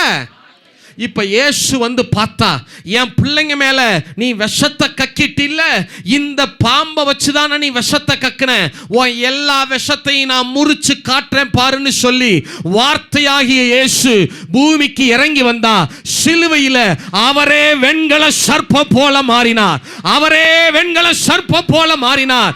சாத்தானுடைய எல்லா துரைத்தனங்களையும், எல்லா பாவங்கள், எல்லா சாபங்கள், எல்லா வியாதிகள், எல்லா வேதனைகள், மரணத்தை உண்டாக்குகிற எல்லா காரியங்கள், எல்லா மரணத்தையும் அவர் ஜெயமாக விழுங்கினார்.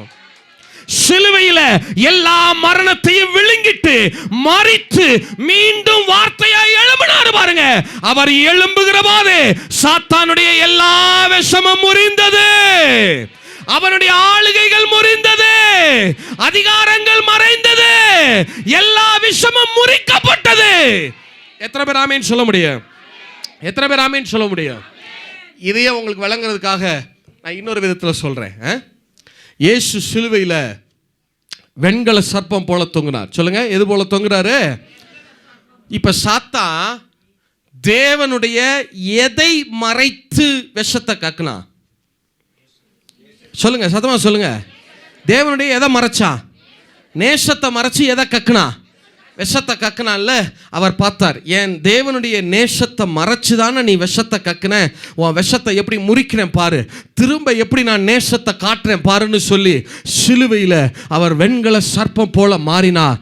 சாத்தானுடைய எல்லா பாவங்கள், எல்லா சாபங்கள் எல்லாவற்றையும் தனக்குள்ள இழுத்து கொண்டார். நல்லா கவனிங்க, நல்லா கவனிங்க. சாத்தான் என்ன நினைச்சான் தெரியுமா? அவன் பார்க்குறான் என்ன நடக்குது.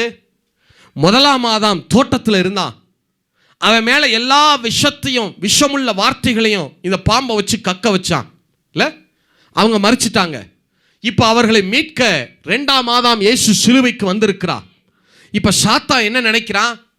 முதலாம் ஆதாம் மேலே விஷத்தை கக்கினோம், விஷமுள்ள காரியங்கள், தேவனை விட்டு பிரிக்கிற மரணத்தின் காரியங்கள் எல்லாவற்றையும் அவன் மேலே பேசணும். அவன் அப்படியே ஏற்றுக்கொண்டு அதையே பேசினான். அவன் மறிச்சிட்டான். இவன் மீட்க 2ஆம் ஆதாம் இயேசு சிலுவைக்கு வந்திருக்கிறான்.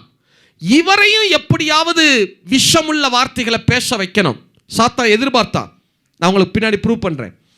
இயேசுவை எப்படியாகிலும் விஷமுள்ள வார்த்தைகளை பேச வைக்கணும். சிலுவையில் இந்த ஜனங்களை, இந்த மக்களை, மனுக்குலத்தை நியாயம் தீர்த்து கடினமாய் தீர்ப்பு கொடுக்க வைக்கணும், தண்டிச்சு பேச வைக்கணும்னு அவன் நினைச்சான். ஏன்னா அவனுக்கு தெரிஞ்சிருக்கு, நியாய தீர்ப்பு கொடுக்கிற அதிகாரம் முழுவதும் யாரிடத்தில் இருக்கிறது? மனுஷகுமாரன் இயேசுவினிடத்தில் இருக்கிறது. இவர் ஒரு வார்த்தை நெகட்டிவா சொன்னார்னா மனுக்குலமே அழிஞ்சிரும் இல்ல? எப்படி ஆகிலும் சாத்தான பேச வைக்கணும்னு நினைச்சான். சிலுவையில் இயேசுவின் மேல எல்லா விஷத்தையும் அனுப்புறா. எல்லா பாவம், எல்லா சாபம், எல்லா ரோகங்கள், எல்லா வியாதிகள், எல்லா மரணங்கள், எல்லா துரைத்தனம் எல்லாவற்றையும் இயேசுவின் மேல அனுப்பி பார்க்கிறான். அவரை எப்படி ஆகிலும் பேச வைக்கணும்னு நினைச்சான். அவர் என்ன செஞ்சா தெரியுமா? சிலுவையில் அவர் சாத்தானுடைய எல்லா பாவங்கள், சாபங்கள், ரோகங்கள், வியாதிகள், மரணங்கள், எல்லா விஷத்தின் காரியங்கள் எல்லாவற்றையும் தனக்குள்ள இழுத்து கொண்டு திரும்ப நம்ம மேல விஷத்தை கக்காம, பிதாவே இவர்களுக்கு மன்னியும்னு சொல்லி நம்ம மேல நேசத்தை கக்கிட்டாரு. நம்ம மேல விஷமுள்ள வார்த்தைகளை பேசாம நேசத்தின் உச்சிதங்களை பொழிஞ்சிட்டாரு. நம்மள நியாய தீர்ப்பு கொடுக்காம, நம்மள பாதாளத்துக்கு அனுப்பாம நம்மள பரதீசுக்கு அனுப்பிட்டாரு. நம்மள தண்டிக்கிற வார்த்தைகளை சொல்லல, நம்மளை மன்னிக்கிற வார்த்தைகளை பேசிட்டாரு. எப்ப சாத்தானுடைய எல்லா விஷத்தையும் இழுத்து கொண்டு திரும்ப நம்ம மேல நேசத்தை பொழிந்தாரோ, அப்பவே சாத்தானுடைய எல்லா விஷமும் மறைந்து போயிற்று, எல்லாமே இல்லாமல் போயிற்று. எத்தனை பேர் ஆமேன் சொல்ல முடியும்? எத்தனை பேர் ஆமேன் சொல்ல முடியும்? இல்ல அதோ உண்மை தானே. நல்லா யோசிச்சு பாருங்களேன். ஆண்டவர் சிலுவையில் நம்மளை திட்டுறா இருந்தால் நாலு திட்டிருக்கலாம். பாவி பயிலுவலா, நல்லா இருப்பீங்களா, உங்களால் நான் எம்பிட்டு கஷ்டப்படுறேன் பாருங்க, இம்பிட்டா பாவம் பண்ணுவீங்க, 2 திட்டுறா இருந்தால் திட்டிருக்கலாம். ஆனால் அவர் நம்மளை நம்ம மேலே நம்மளை கடிந்து கொள்ளலை, நம்ம மேலே விஷமுள்ள வார்த்தைகளை பேசலை, நம்மளை தண்டிக்கிற வார்த்தைகளை பேசாமல் நேசத்தின் உச்சிதங்களை நம்ம மேலே பொழிஞ்சிட்டார்.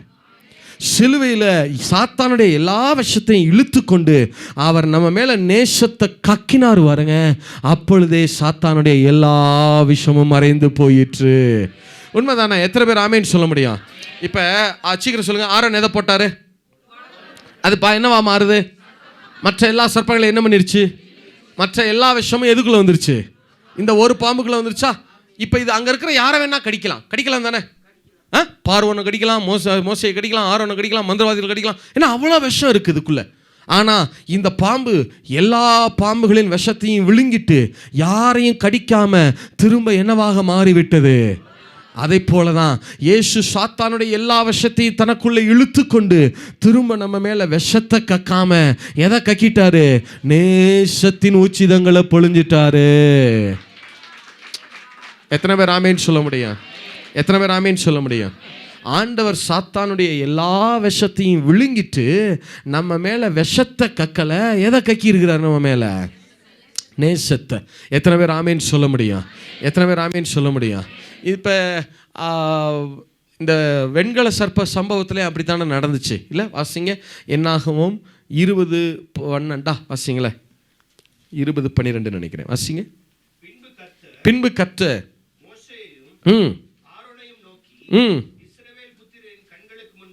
21:9 வாசிங்க. சாரி, 20:12. உண்டாக்கி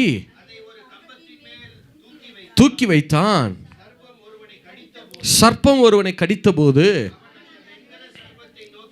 அந்த வெண்கல சர்ப்பத்தை நோக்கி பார்த்து பிழைப்பான். இப்போ கவனிங்க, சர்ப்பங்கள், கொள்ளிவாய் சர்ப்பங்கள் மக்களை கடிக்குது. பாம்பு ஒரு ஆளை கடிக்குதுன்னா என்ன செய்யணும்? கம்பு எடுத்து என்ன செய்யணும்? அடிக்கணும் தானே? இங்கே ஆண்டவர் என்ன சொல்கிறாங்க பாரு, பாம்பு அடிக்கிற வேலை நீ பார்க்காத, அதை நான் பார்த்துக்கிறேன். நீ என்ன செய்கிறன்னா சிலுவைக்கு அடையாளமான அதை நோக்கி பாரு.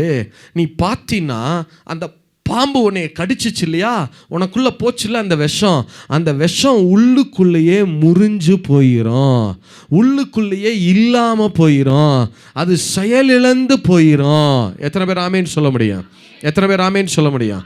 அப்போ அதானே சிலுவையில் கற்று சாத்தானுடைய எல்லா விஷத்தையும் முறிய பண்ணினான் இல்லை? பாம்பு கடிச்சவங்களுக்கு பார்த்தீங்களா, ஒரு ஆன்டிபயோட்டிக் இன்ஜெக்ஷன் போடுறாங்க. போட்ட உடனே அந்த விஷம் உள்ளுக்குள்ளே என்ன ஆயிடுது? முறிஞ்சிருது, டிஆக்டிவேட் ஆயிடுது, இல்லை இல்லாமல் போயிடுது. உண்மைதானா? இப்போ கற்று சாத்தானுடைய எல்லா விஷயத்தையும் முறிய பண்ணினா. எத்தனை பேர் ஆமேன்னு சொல்ல முடியும்? இல்லை, அவர் கொலோசியர் 2:14 வாசிங்க. கொலோசியர் 2:14 வாசிங்க.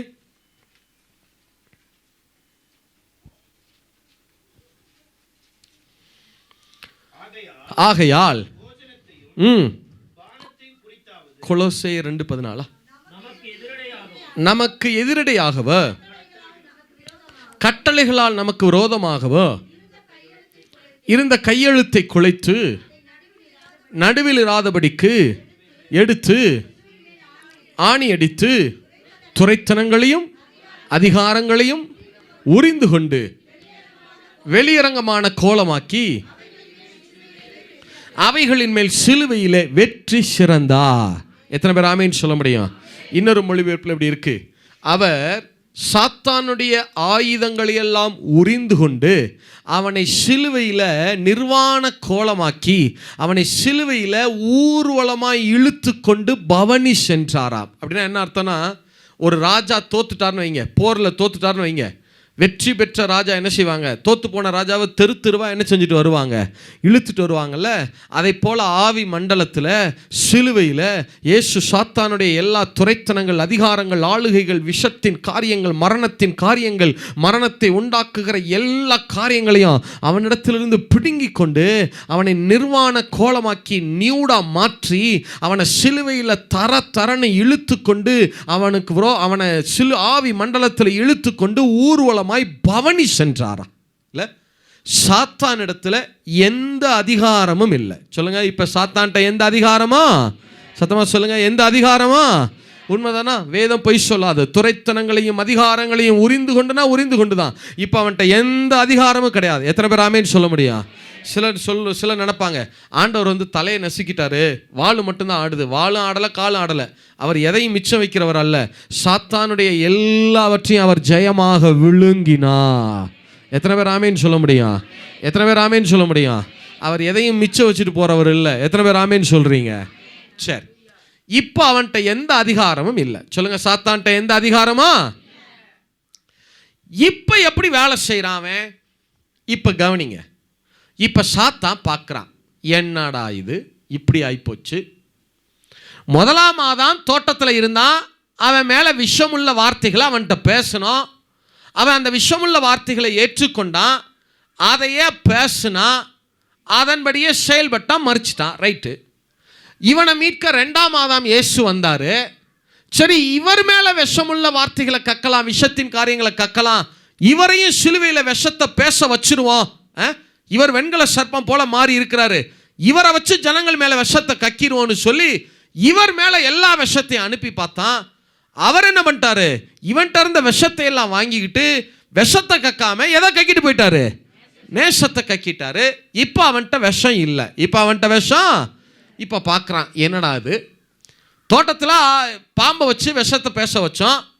சரி, இங்கே இவர் வெண்கல சர்ப்பம் போல இருக்கிறாரே, இவரை வச்சு விஷத்தின் காரியங்களை பேச வச்சுருவோம், சிலுவையில் இவரை கக்க வச்சுருவோம் விஷத்தை அப்படின்னு நினச்சா, இவர் எல்லா விஷத்தையும் வாங்கி என்ன பண்ணி விட்டு போயிட்டாரு? எல்லாத்தையும் மூரிச்சு காலி பண்ணி விட்டு போயிட்டாரு.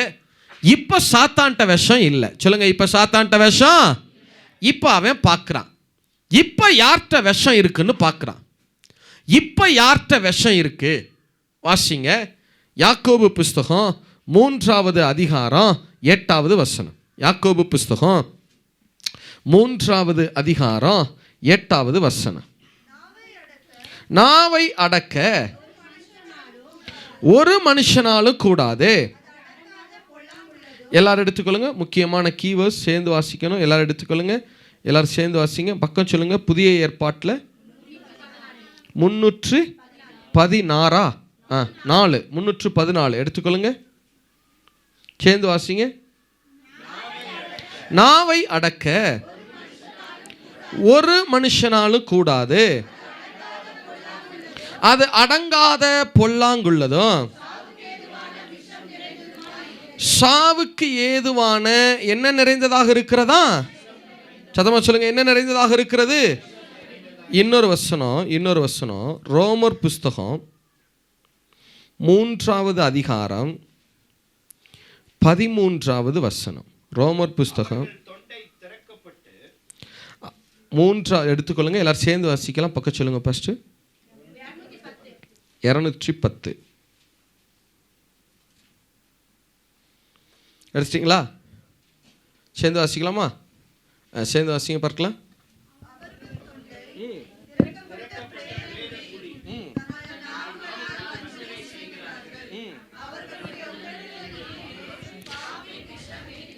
அவர்கள் உதடுகளின் கீழே என்ன இருக்கிறது? இன்னொரு மொழிபெயர்ப்பில் இப்படி இருக்கு பாருங்க. நான் சொல்லுங்க. அவர்களின் வாய்கள் திறந்த சவக்குழிகள் போன்றவை, பொய் சொல்லவே தங்கள் நாக்குகளை பயன்படுத்துகிறார்கள். அவர்கள் சொல்லும் காரியங்கள் பாம்புகளின் விஷத்தை போன்றது. அவர்கள் சொல்லும் காரியங்கள் பாம்புகளின் விஷத்தை போன்றது. இப்ப சொல்லுங்க, இப்ப விஷம் யார்கிட்ட இருக்கு? ஐ மீன் விஷமுள்ள வார்த்தைகள் இப்ப யார்கிட்ட இருக்கு? மனுஷன்ட்டையா? இப்ப நம்மளாம் யாரு? அதுக்கு எனக்கு சம்மந்தம் கிடையாது பிரதர், அது யாரோ பிரதர். மனுஷன்னா யார்கிட்ட? சத்தமா சொல்லுங்க. இப்போ கூட தப்பாக தான் சொல்றீங்க பாருங்க. நம்ம கிட்ட பிரதர் அந்த அந்த அந்த பாயிண்ட்டுக்கு வரமாட்டேங்கிறீங்க பாருங்க. பொதுவாகவே பேசிட்டு போறீங்க பாருங்க. சத்தமா சொல்லுங்க. உங்க வாயிலிருந்து விஷமுள்ள வார்த்தைகளை வெளியே எடுத்து உங்களையே விஷமுள்ள வார்த்தைகளை பேச வச்சு பேச வச்சு பேச வச்சு உங்கள் வாழ்க்கையை சேதப்படுத்துகிறான்னு சொல்லணும், சேதப்படுத்த முயற்சிக்கிறான். உங்கள் தொழிலை குறித்து, பிள்ளைகளை குறித்து, வீட்டை குறித்து, ஊழியத்தை குறித்து, தேசத்தை குறித்து, சரீரத்தை குறித்து தவறான வார்த்தைகளை பேச வச்சு பேச வச்சு பேச வச்சு உங்கள் வாழ்க்கையை கெடுக்கிறான்னு சொல்லணும். அப்படி நம்மளே சொல்ல வேண்டாம், கெடுக்க முயற்சிக்கிறான், கெடுக்க பார்க்குறான். இப்போ சொல்லுங்க, இப்போ பிரச்சனைக்கு காரணம் யாரு? சத்தமா சொல்லுங்க, கர்த்தர் தானே. பிரதர், கர்த்தர் அடியேனை ரொம்ப சோதிக்கிறார் பிரதர், அடியனுக்காக ஜெபித்துக் கொள்ளுங்கள் பிரதர். கர்த்தர் அனுமதிச்சிருக்கார் பிரதர், கர்த்தர் கடந்த காலங்களில் பிரதர் கடினமான பாதைகளில் அடியேனை நடத்தி கொண்டு போகிறார் பிரதர், கர்த்தர் அனுமதித்திருக்கார். நீ பார்த்து அவர் அனுமதிச்சதை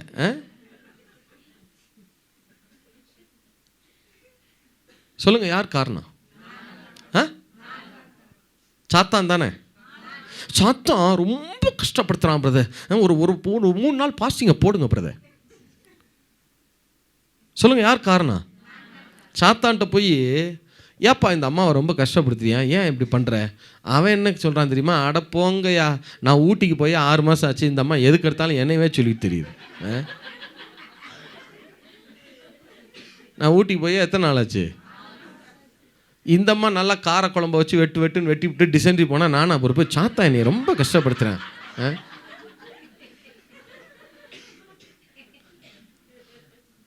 சொல்லுங்கள், யார் காரணம்? உங்கள் கணவர் தானே. இந்த மனுஷனை கட்டின நாளில் இருந்து ஒரே பிரச்சனை பிரதர், ஒரே போராட்டம் பிரதர். நீங்கள் சொல்லுங்கள், யார் காரணம்? உங்கள் மனைவி தானே.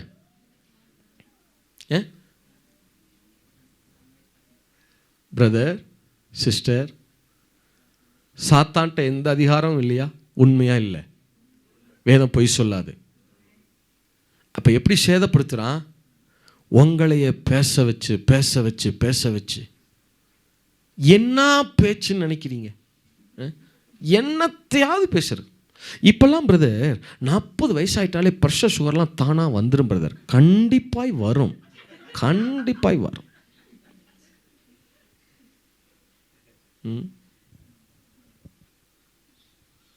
அப்புறம் ப்ரெஷர் சுகர் வந்த உடனே, ஆண்டவரே நான் உமக்கு ஊழியம் செஞ்சனே, அப்படி செஞ்சனே, எனக்கா இப்படி வரணும் ஆண்டவரே. அவர் என்ன பண்ண, நானாப்பா பண்ணுனே. எல்லாத்தையும் பேசி பேசி கெடுத்தது யாரு?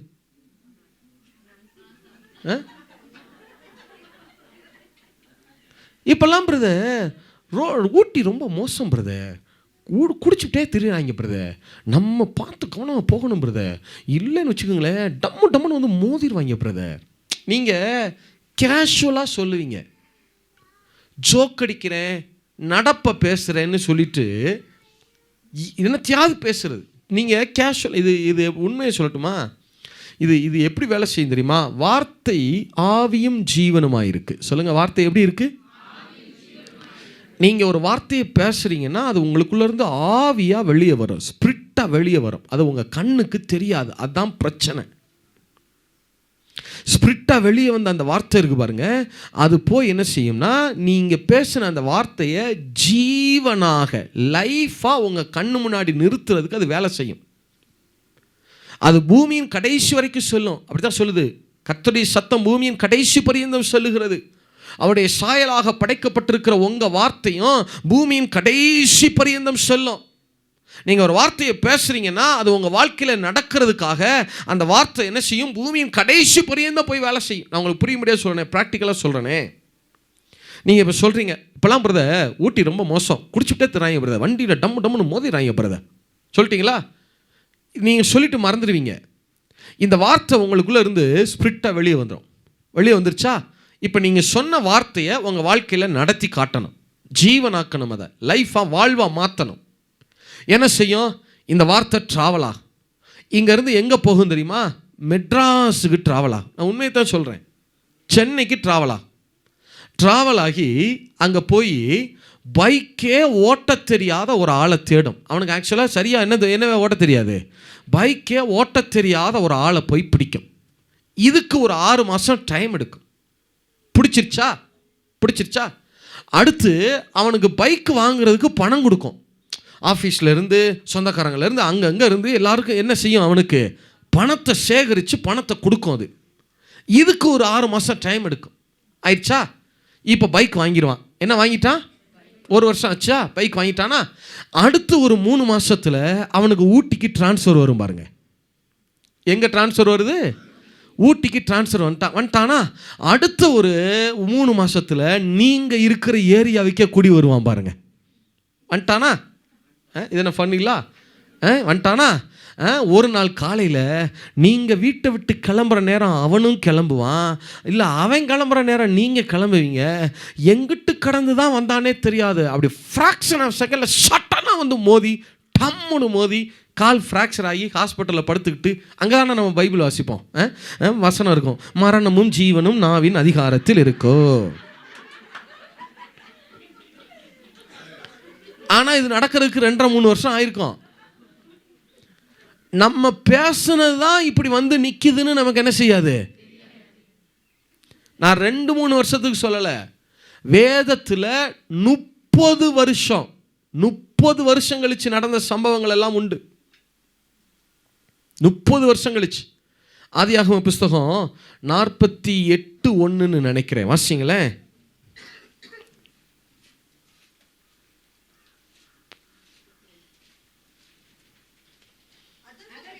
அதற்கு பின்பு உம்முடைய தகப்பனாருக்கு வருத்தமாக இருக்கிறது என்று, தமிழில் வருத்தமாக இருக்கிறதுன்னு போட்டிருக்காங்க. ஆங்கிலத்தில் வாசிங்கன்னா நல்லா இருக்கும். he was in sick or he was in ill. யாக்கோபு வியாதிப்பட்டிருக்கிறார் என்று யோசேப்புக்கு சொல்லப்பட்டது. இல்ல, யாக்கோபு வியாதிப்பட்டிருக்கிறார் என்று யோசேப்புக்கு சொல்லப்பட்டது. முதல்ல வேதத்தில் வியாதிப்பட்ட மனுஷன் யார் தெரியுமா? யாக்கோபு. முதல்ல வியாதிப்பட்ட மனுஷன் யாக்கோபு. ஆதாம்ல இருந்து கணக்கு பண்ணினீங்கன்னா யாக்கோபு 22வது தலைமுறை. இவனுக்கு முன்னாடி 21 தலைமுறைகள் இருக்கிறாங்க. ஆதாம வரிசையா பார்த்துட்டே வந்தீங்கன்னா இவன் 22வது தலைமுறை யாக்கோபு. 21 தலைமுறைகள் வியாதியில் மறிக்கல. அது வரைக்கும் வியாதி கிடையாது, வாதைன்னு இருக்கு. பார்வோனையும் அவன் குடும்பத்தையும் மகா வாதைகளால் வாதித்தார். ஆனால் வியாதிங்கிற வார்த்தை இல்லை. வியாதி முதல்ல எப்போ உள்ள வருது அப்படின்னா யாக்கோபுடைய வாழ்க்கையில் தான். 3 பிதாக்கள் முற்பிதா அதுக்கு முன்னாடி வரைக்கும் வயது முதிர்விலே தான் மரித்தார்கள், வியாதியில் மறிக்கல. ஆனால் முதல்ல வியாதிப்பட்டு மரித்தவன், நோயில் மரிச்சால் யாருன்னா யாக்கோபு. காரணம் என்ன? ஆதியாகம புஸ்தகம் 28வது அதிகாரம் 32-35 வாசிங்க. 28-32 வாசிங்க.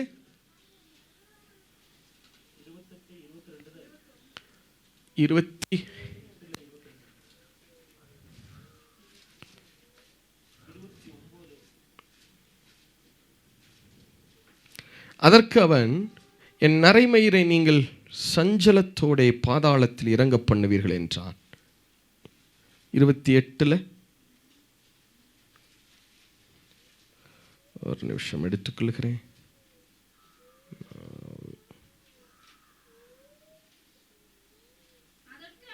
எத்தனை வசனம் சிஸ்டர்? 27-35 இல்லை? வாசிங்க. இல்லை யாக்கோபிட்ட வந்து பென்யமீனை நாங்கள் இது யோசேப்பு மறிச்சிட்டான்னு சொன்ன உடனே அவர் அந்த வார்த்தையை சொல்லுவார், என் நரைமயிரை நீங்கள் சஞ்சலத்தோட பாதாளத்தில் இறங்க பண்ணுவீர்கள் என்றான், துக்கத்தோட இறங்க பண்ணுவீர்கள் என்றான். ஆதியாகமம் 44:29 வாசிங்க.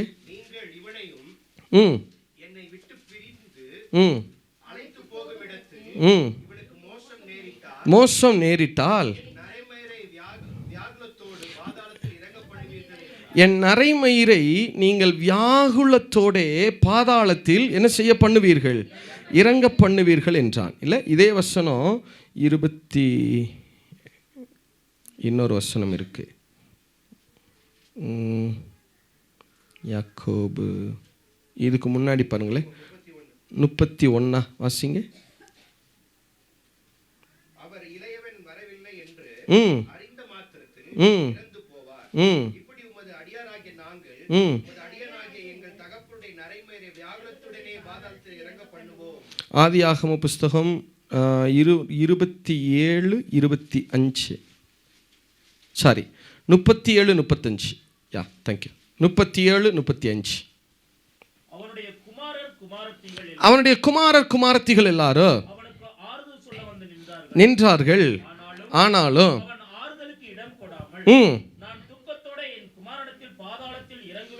எப்படி இறங்குவாரா? 42:38 வாசிங்க. அதியா 42க்கு வாங்க, எல்லாரும் எடுத்துக்கொள்ளுங்க, சேர்ந்து வாசிங்க. அதியா 42:38. அதற்கு அவன், என் மகன் உங்களோட கூட போவதில்லை, இறந்து போனான், மீதியா இருக்கிறான். போகும் வழியில் நேரிட்டால் நரைமயிரை சஞ்சலத்தோடு, முதல்ல எப்படி இறங்க பண்ணுவீங்கன்னாரு? துக்கத்தோடு. இப்போ எப்படி இறங்க பண்ணுவீங்கிறாரு? அப்புறம் எப்படி சொல்றாரு? வியாகுலத்தோட. இவருடைய வேலையை என்ன தெரியுமா? யாக்கோபு தங்கமான ஆள். எது வரைக்கும் தெரியுமா? டென்ஷன் ஆகிற வரைக்கும். டென்ஷன் ஆயிட்டார்னா வார்த்தையெல்லாம் என்ன வரும் தெரியுமா?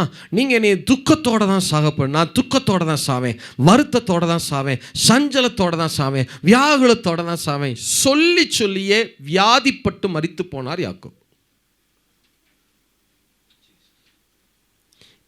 சொல்லி சொல்லியே வியாதிப்பட்டு மரித்து போனார். இப்போ சொல்லுங்க, யாக்கோபு வியாதிப்பட்டதுக்கு யார் காரணம்? யார் காரணம்? இதை சொல்லி 30 ஆண்டுகள் கழிச்சு தான் யாக்கோபு வாழ்க்கையில் அது நடைமுறைக்கு வந்துச்சு. சொல்லிட்டு விட்டாரு. எத்தனை வருஷம் கழிச்சு நடக்குது? 30 ஆண்டுகள் கழித்து தான் அவர் வாழ்க்கையில் நடைமுறைக்கு வருது. இப்போ சொல்லுங்க, யாக்கோபு நோய்பட்ட நோய் வந்ததுக்கு என்ன காரணம்? யாக்கோபுடைய, சத்தமா சொல்லுங்க, நோய் வாய்ப்பட்டு இறந்தார். எப்படி இறந்தாரு? நோய் வாய்ப்பட்டு இறந்தார். சரி, இப்போ நீங்க சொல்லுங்க, உங்க பிரச்சனைகளுக்கு யார் காரணம்?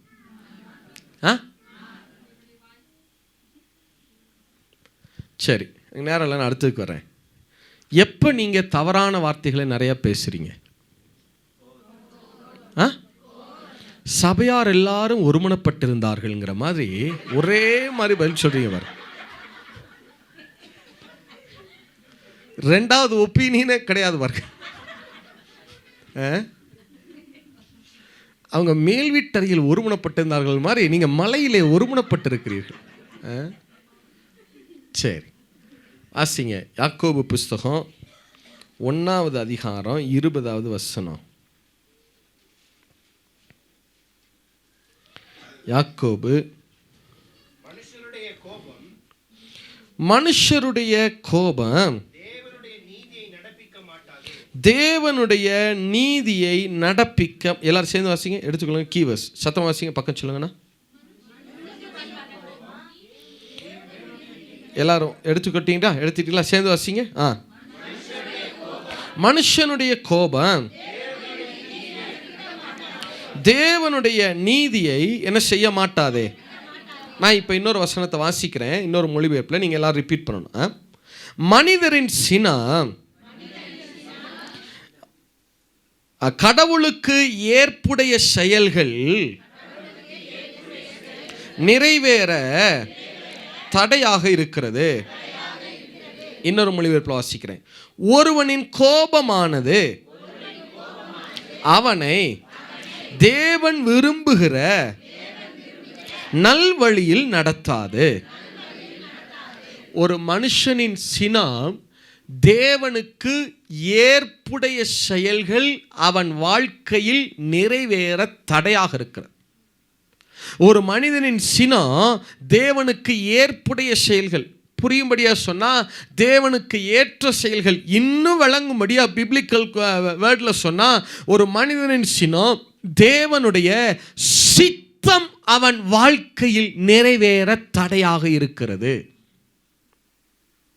இல்ல, ஒரு மனிதனின் கோபமானது தேவன் விரும்புகிற நல்வழியில் அவனை நடத்தாது. அப்ப என்ன வழியில் நடத்தும்?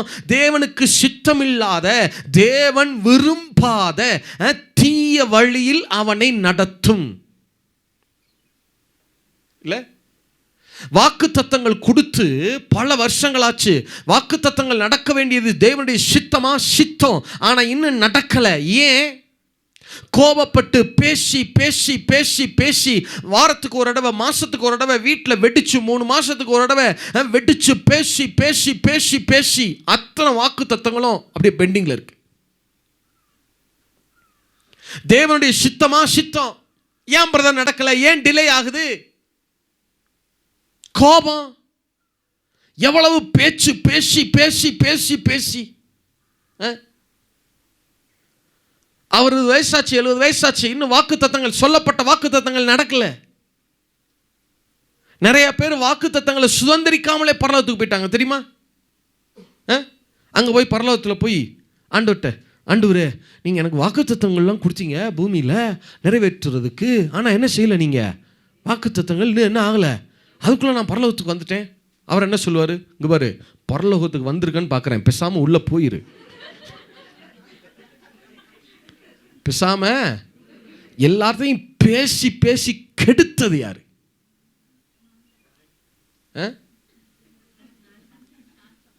என்ன கோபம் நினைக்கிறீங்க? இதுல பெருமை வேற. அண்ணக்குள்ளாம் கோபம் வந்துச்சுன்னா தெரியுமா? அப்புறம் நம்ம மனுஷனாவே இருக்க மாட்டேன், மனுஷாவே. இப்ப மட்டும் அதை நீங்க சிரிச்சிட்டு போறதுக்கு சொல்லல இல்ல.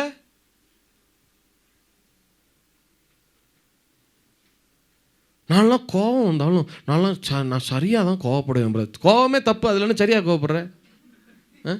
நான் கோவப்பட்டாலும் கரெக்டாக கோவப்படுவேன். கோபமே தப்பு.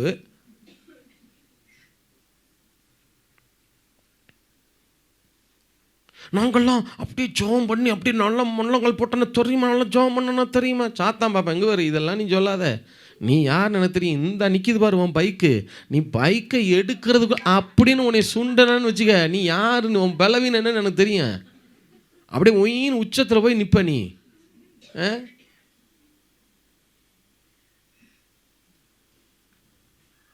பிரதர், கோபத்தினால தான் நீங்கள் ஒரு காரியத்தை, அதாவது பைபிளில் பார்த்துருக்கீங்களா? தேவனுடைய கோபமே ஆனாலும் விளைவு நெகட்டிவ் தான் பிரதர். எங்கேயாவது பைபிள் வச்சிருக்கீங்களா? தேவன் அவர்கள் மேல் கோபம் கொண்டு அவர்களை ஆசீர்வதித்தார். அப்படியா இருக்கு? தேவனுடைய கோபமே ஆனாலும் என்னதான் அது? விளைவு நெகட்டிவ் தான், எதிர்மறை தான். நான் கேட்குறேன், நீங்கள் கோபப்பட்டு எல்லாத்தையும் சரி பண்ணிட்டீங்களா? சொல்லுங்க, பண்ணிட்டீங்களா இல்லையா? அப்புறம் என்னத்துக்கு தான் அந்த கர்மாந்திர கோபம் உங்களுக்கு? அதான் சரியாக மாட்டேங்குதுல்ல.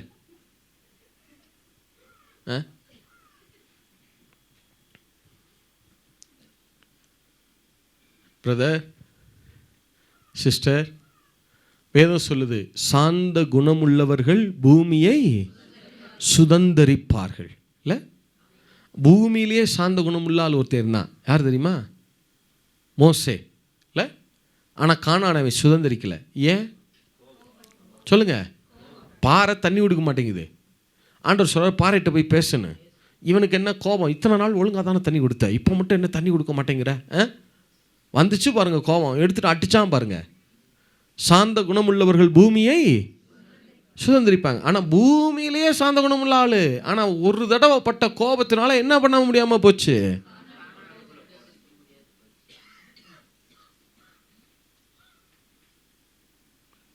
பிரதர், நீங்கள் சுதந்திரிக்கணுங்கிறது தேவனுடைய சித்தம் பிரதர்.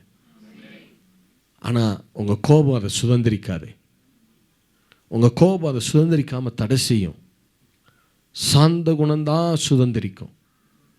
இல்லை, உடனே பைபிளில் வசனம் எடுக்க, கோபம் கொண்டாலும் பாவம் செய்யாதுங்கள்னு வசனம் சொல்லுது பிரதர். வாசிங்க, எபேசியர் 4வது அதிகாரம் 25 22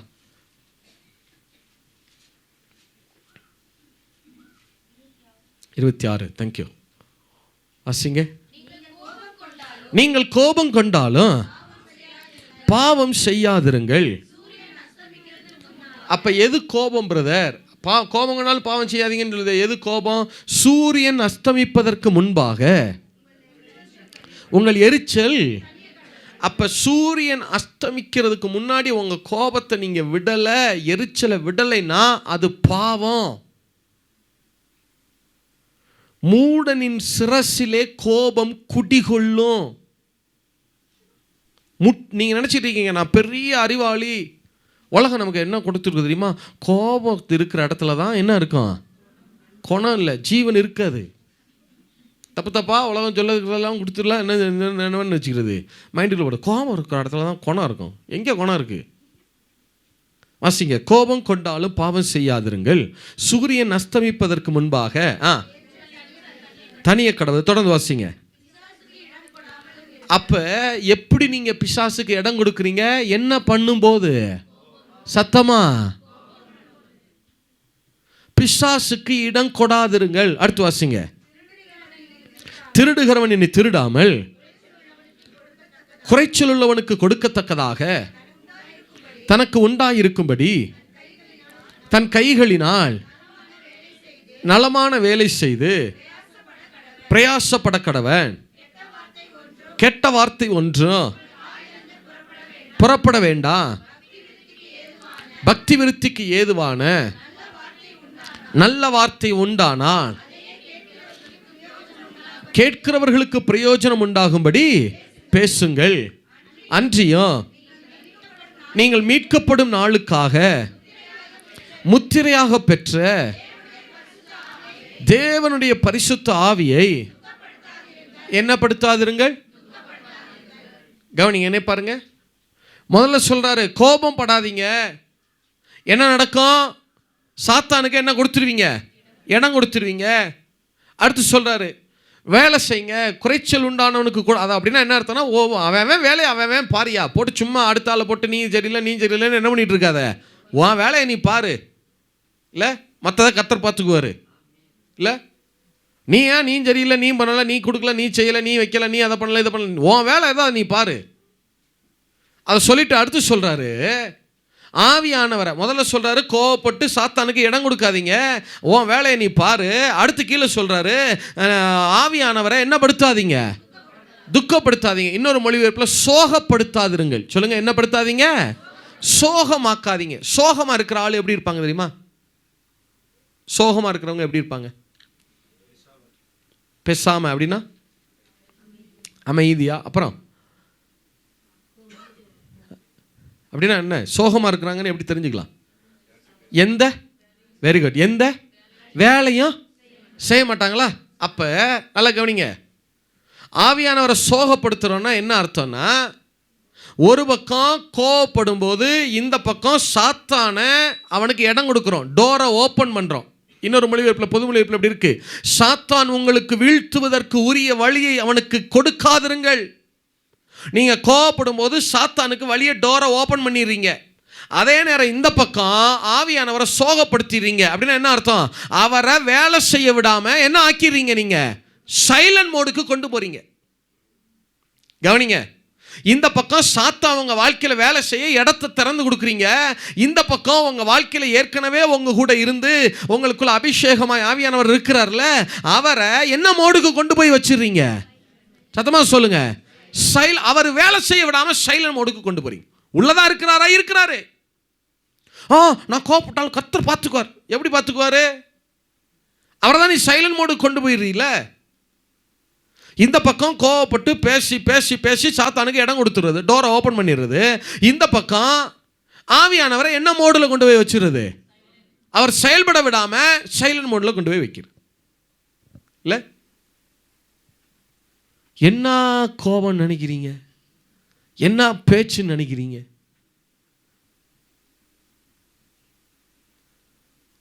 ஆதியாகம புஸ்தகம் 2வது அதிகாரம் 7வது வசனம் வாசிங்களேன். ஆதியாகம புஸ்தகம் 2வது அதிகாரம். தேவனாகிய கர்த்தர் மனுஷனை பூமியின் மண்ணினாலே உருவாக்கி ஜீவ சுவாசத்தை அவன் நாசியிலே ஊதினார். மனுஷன் என்ன ஆத்துமாவானானா? ஏன் ஜீவ சுவாசத்தை நாசியில் வந்து ஏன் ஊதணும், மூக்கில் வந்து ஏன் ஊதணும்? ஆதாமுடைய விழாவை திறந்த மாதிரி ஆதாமுக்கு நேராக ஓப்பன் ஹார்ட் இருதயத்துக்கு நேராக ஒரு ஹார்ட்டில் ஒரு சர்ஜரி பண்ணி, ஒரு ஓப்பன் ஹார்ட் சர்ஜரி பண்ணி ஜீவ காற்றை எதுலேயே ஊதி விட்டுருக்கலாம், ஹார்ட்லேயே ஊதிருக்கலாம்ல. இல்லை ஆதாமுடைய தலையை டாப்பை மண்டை ஓட்டை அப்படி லேசாக ஓப்பன் பண்ணி எதுக்குள்ளேயே ஜீவ காற்றை ஊதிருக்கலாம், மூளையிலே ஜீவ காற்றை ஊதிருக்கலாம். ஏன் நாசியில் வந்து ஊதினாரு? நல்லா கவனிங்க. இந்த நாசிங்கிற எபிரேய வார்த்தை இருக்குல்ல, ஆஃப் அப்படிங்கிற வார்த்தை இருக்குது, ஏபிஹெச் ஆஃப். அதுக்கு 2 அர்த்தம் இருக்குது. ஒரே வார்த்தை 2 அர்த்தம். ஒன்று நாசி, நோஸ் ஆர் நோஸ்டில்ஸ்ன்னு சொல்லலாம். அதே வார்த்தைக்கு இன்னொரு அர்த்தம் என்ன தெரியுமா? ஆங்கர், கோபம் அப்படின்னு அர்த்தம். இந்த நாசிக்கு இன்னொரு அர்த்தம் என்னென்னா கோபம். நீங்கள் என்னைக்காவது இப்படியா பேசியிருக்கீங்க?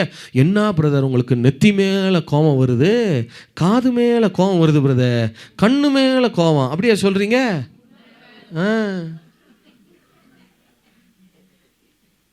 எது மேலே கோபம் வருது? மூக்கு மேலே. ஏன் அப்போ ஆண்டவர் நாசியில் ஜீவனை ஊதுறாருனா, இவன் கோபக்காரனாக இருந்தா ஜீவன் வெளிப்படாது. இவன் கோபத்தையே வெளிப்படுத்திட்டு இருக்கான், இவன் கோபக்காரனா இருக்கிறான் என்று சொன்னா ஜீவன் வெளிப்படாது. இல்ல நம்ம என்ன நினைக்கிறோம்? கோபப்படுறது அதே ஒரு பெருமை வேற. எனக்குள்ள கோபம் வந்துச்சு, அதனாலதான் வாழ்க்கை ஜீவனே இல்லாம இருக்கு.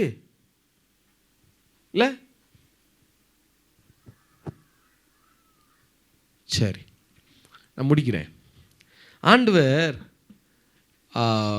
சாத்தான சிலுவையில் எப்படி ஜெயிச்சான்னு நினைக்கிறீங்க? ஆண்டவர் எப்படி சாத்தானோட யுத்தம் பண்ணினா? எப்படி யுத்தம் பண்ணார் அவனோட? ஆண்டவர் 2 தான் செஞ்சார். சிலுவையில் 2 காரியம் தான் அவர் செஞ்சார். என்ன செஞ்சார் வாசிங்க. எஸ் 53:7 நினைக்கிறேன், வாசிங்க.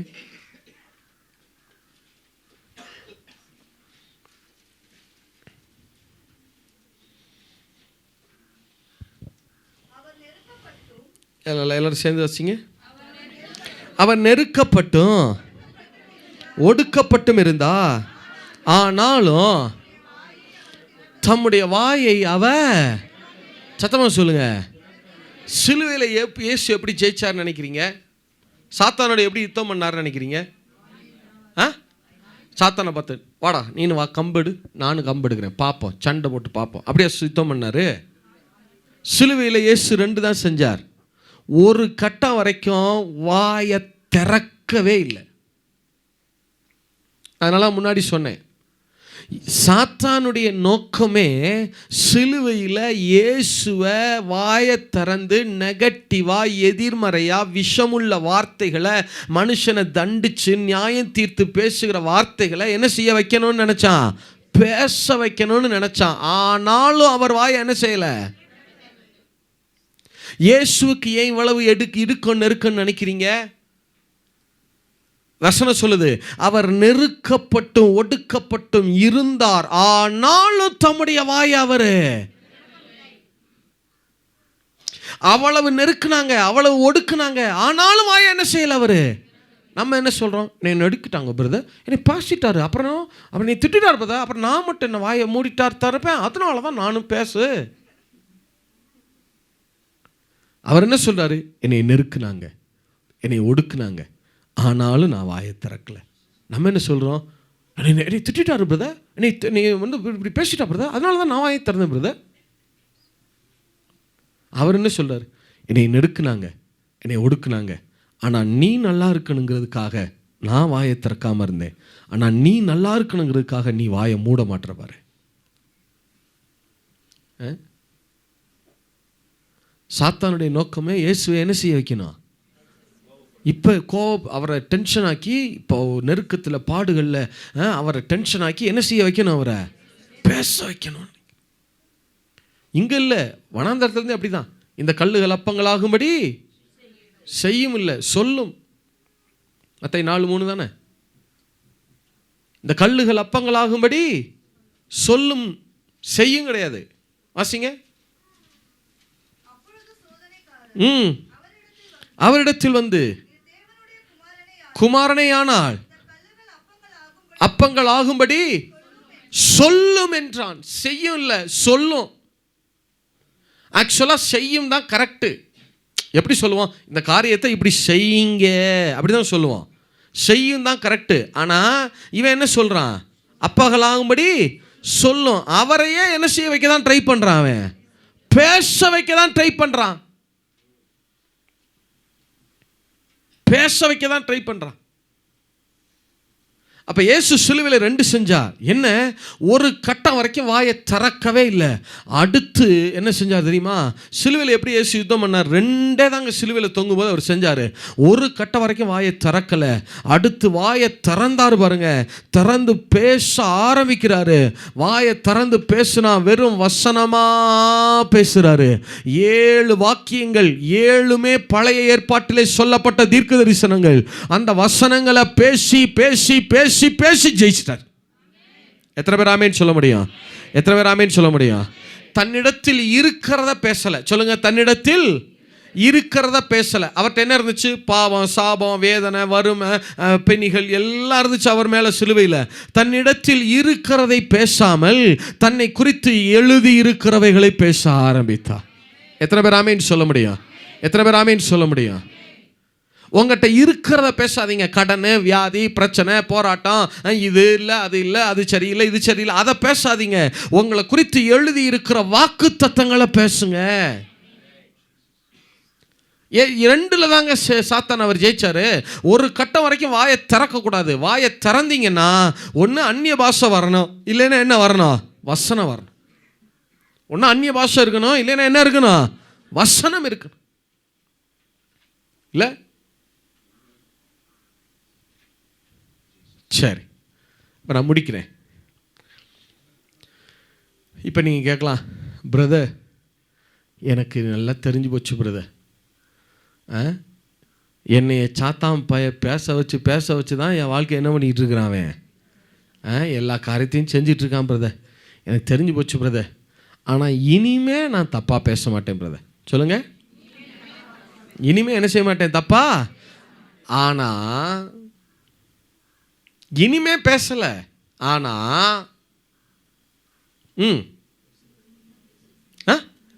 சத்தமா சொல்லுங்க, இது வரைக்கும் பிரதர் இனிமே பேசணும்னு அவசியமே கிடையாது பிரதர். ஏற்கனவே பேசி வச்சிருக்கேன். வண்டியா கண்டெய்னராக பேசி வச்சிருக்கேன் பிரதர். ஏக்கர் கணக்கில் பேசியிருக்கேன். இனிமே பேசணும்னு என்ன இல்லை, அவசியமே இல்லை பிரதர். சில பேரை பார்த்துருக்கீங்களா? பேசுகிறதெல்லாம் பேசி இப்படி கிச்சனுக்குள்ளே போயின்னு இயேசுவின் நாமத்தில் கேன்சல் பண்ணுறேன். எங்கே கேன்சல் பண்ணுறது? கேன்சல் பண்ண முடியாது தெரியுமா? அதுக்கு ஏதாவது ஒரு வசன ஆதாரம் கட்டுங்க பார்ப்போம். கேன்சல் பண்ணுறாகலாம், கொட்டிடலாம். ஆனால் என்ன செய்ய முடியாது. இல்லை, பழமொழியிலேருந்து வசனம்லேருந்து நல்லா தான் தெரியுது.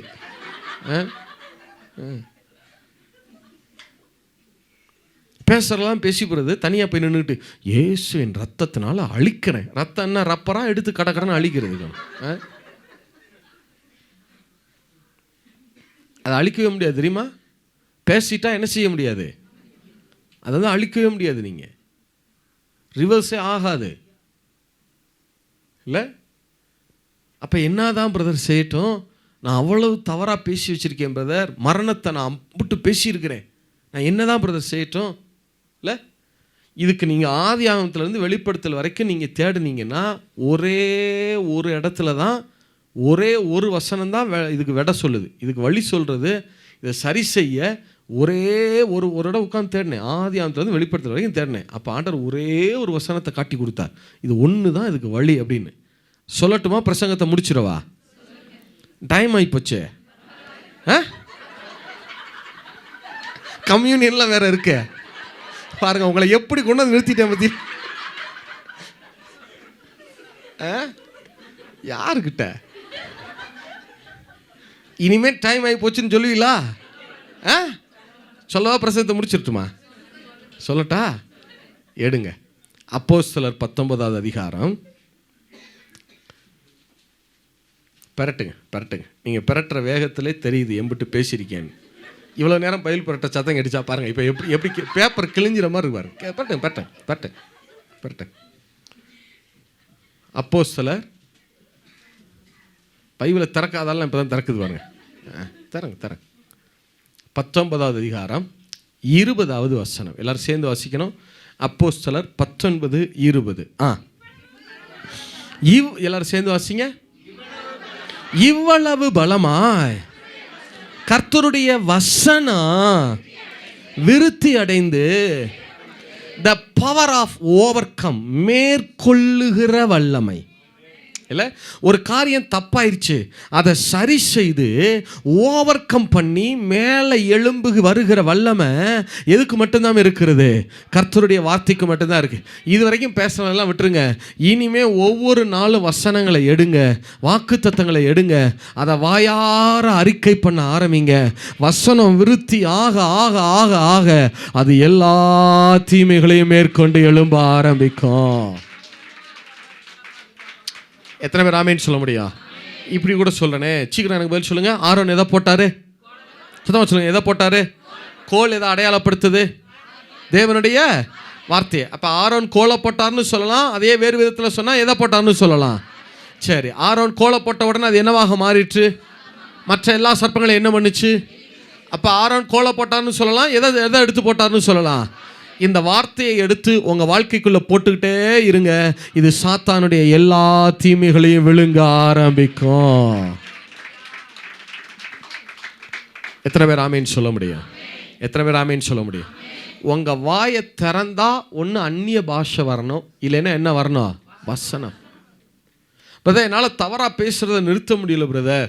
நிறைய அந்நிய பாஷையில் ஜெபம் பண்ணுங்க. என்ன வசனமே சொல்லுது, ஒரு மனுஷனாலும் தன் நாவை அடக்க ஒரு மனுஷனாலும் கூடாதுன்னு தான் வேதம் சொல்லுது. அப்போ நம்மளால் அடக்க முடியாது. அப்போ எப்படி அடக்கிறது? நீங்கள் நிறைய அந்நிய பாஷையில் ஜெபிக்க ஜெபிக்க ஜெபிக்க பலத்தினால் அல்ல, பராக்கிரமத்தினால் அல்ல, யாராலே ஆகும்?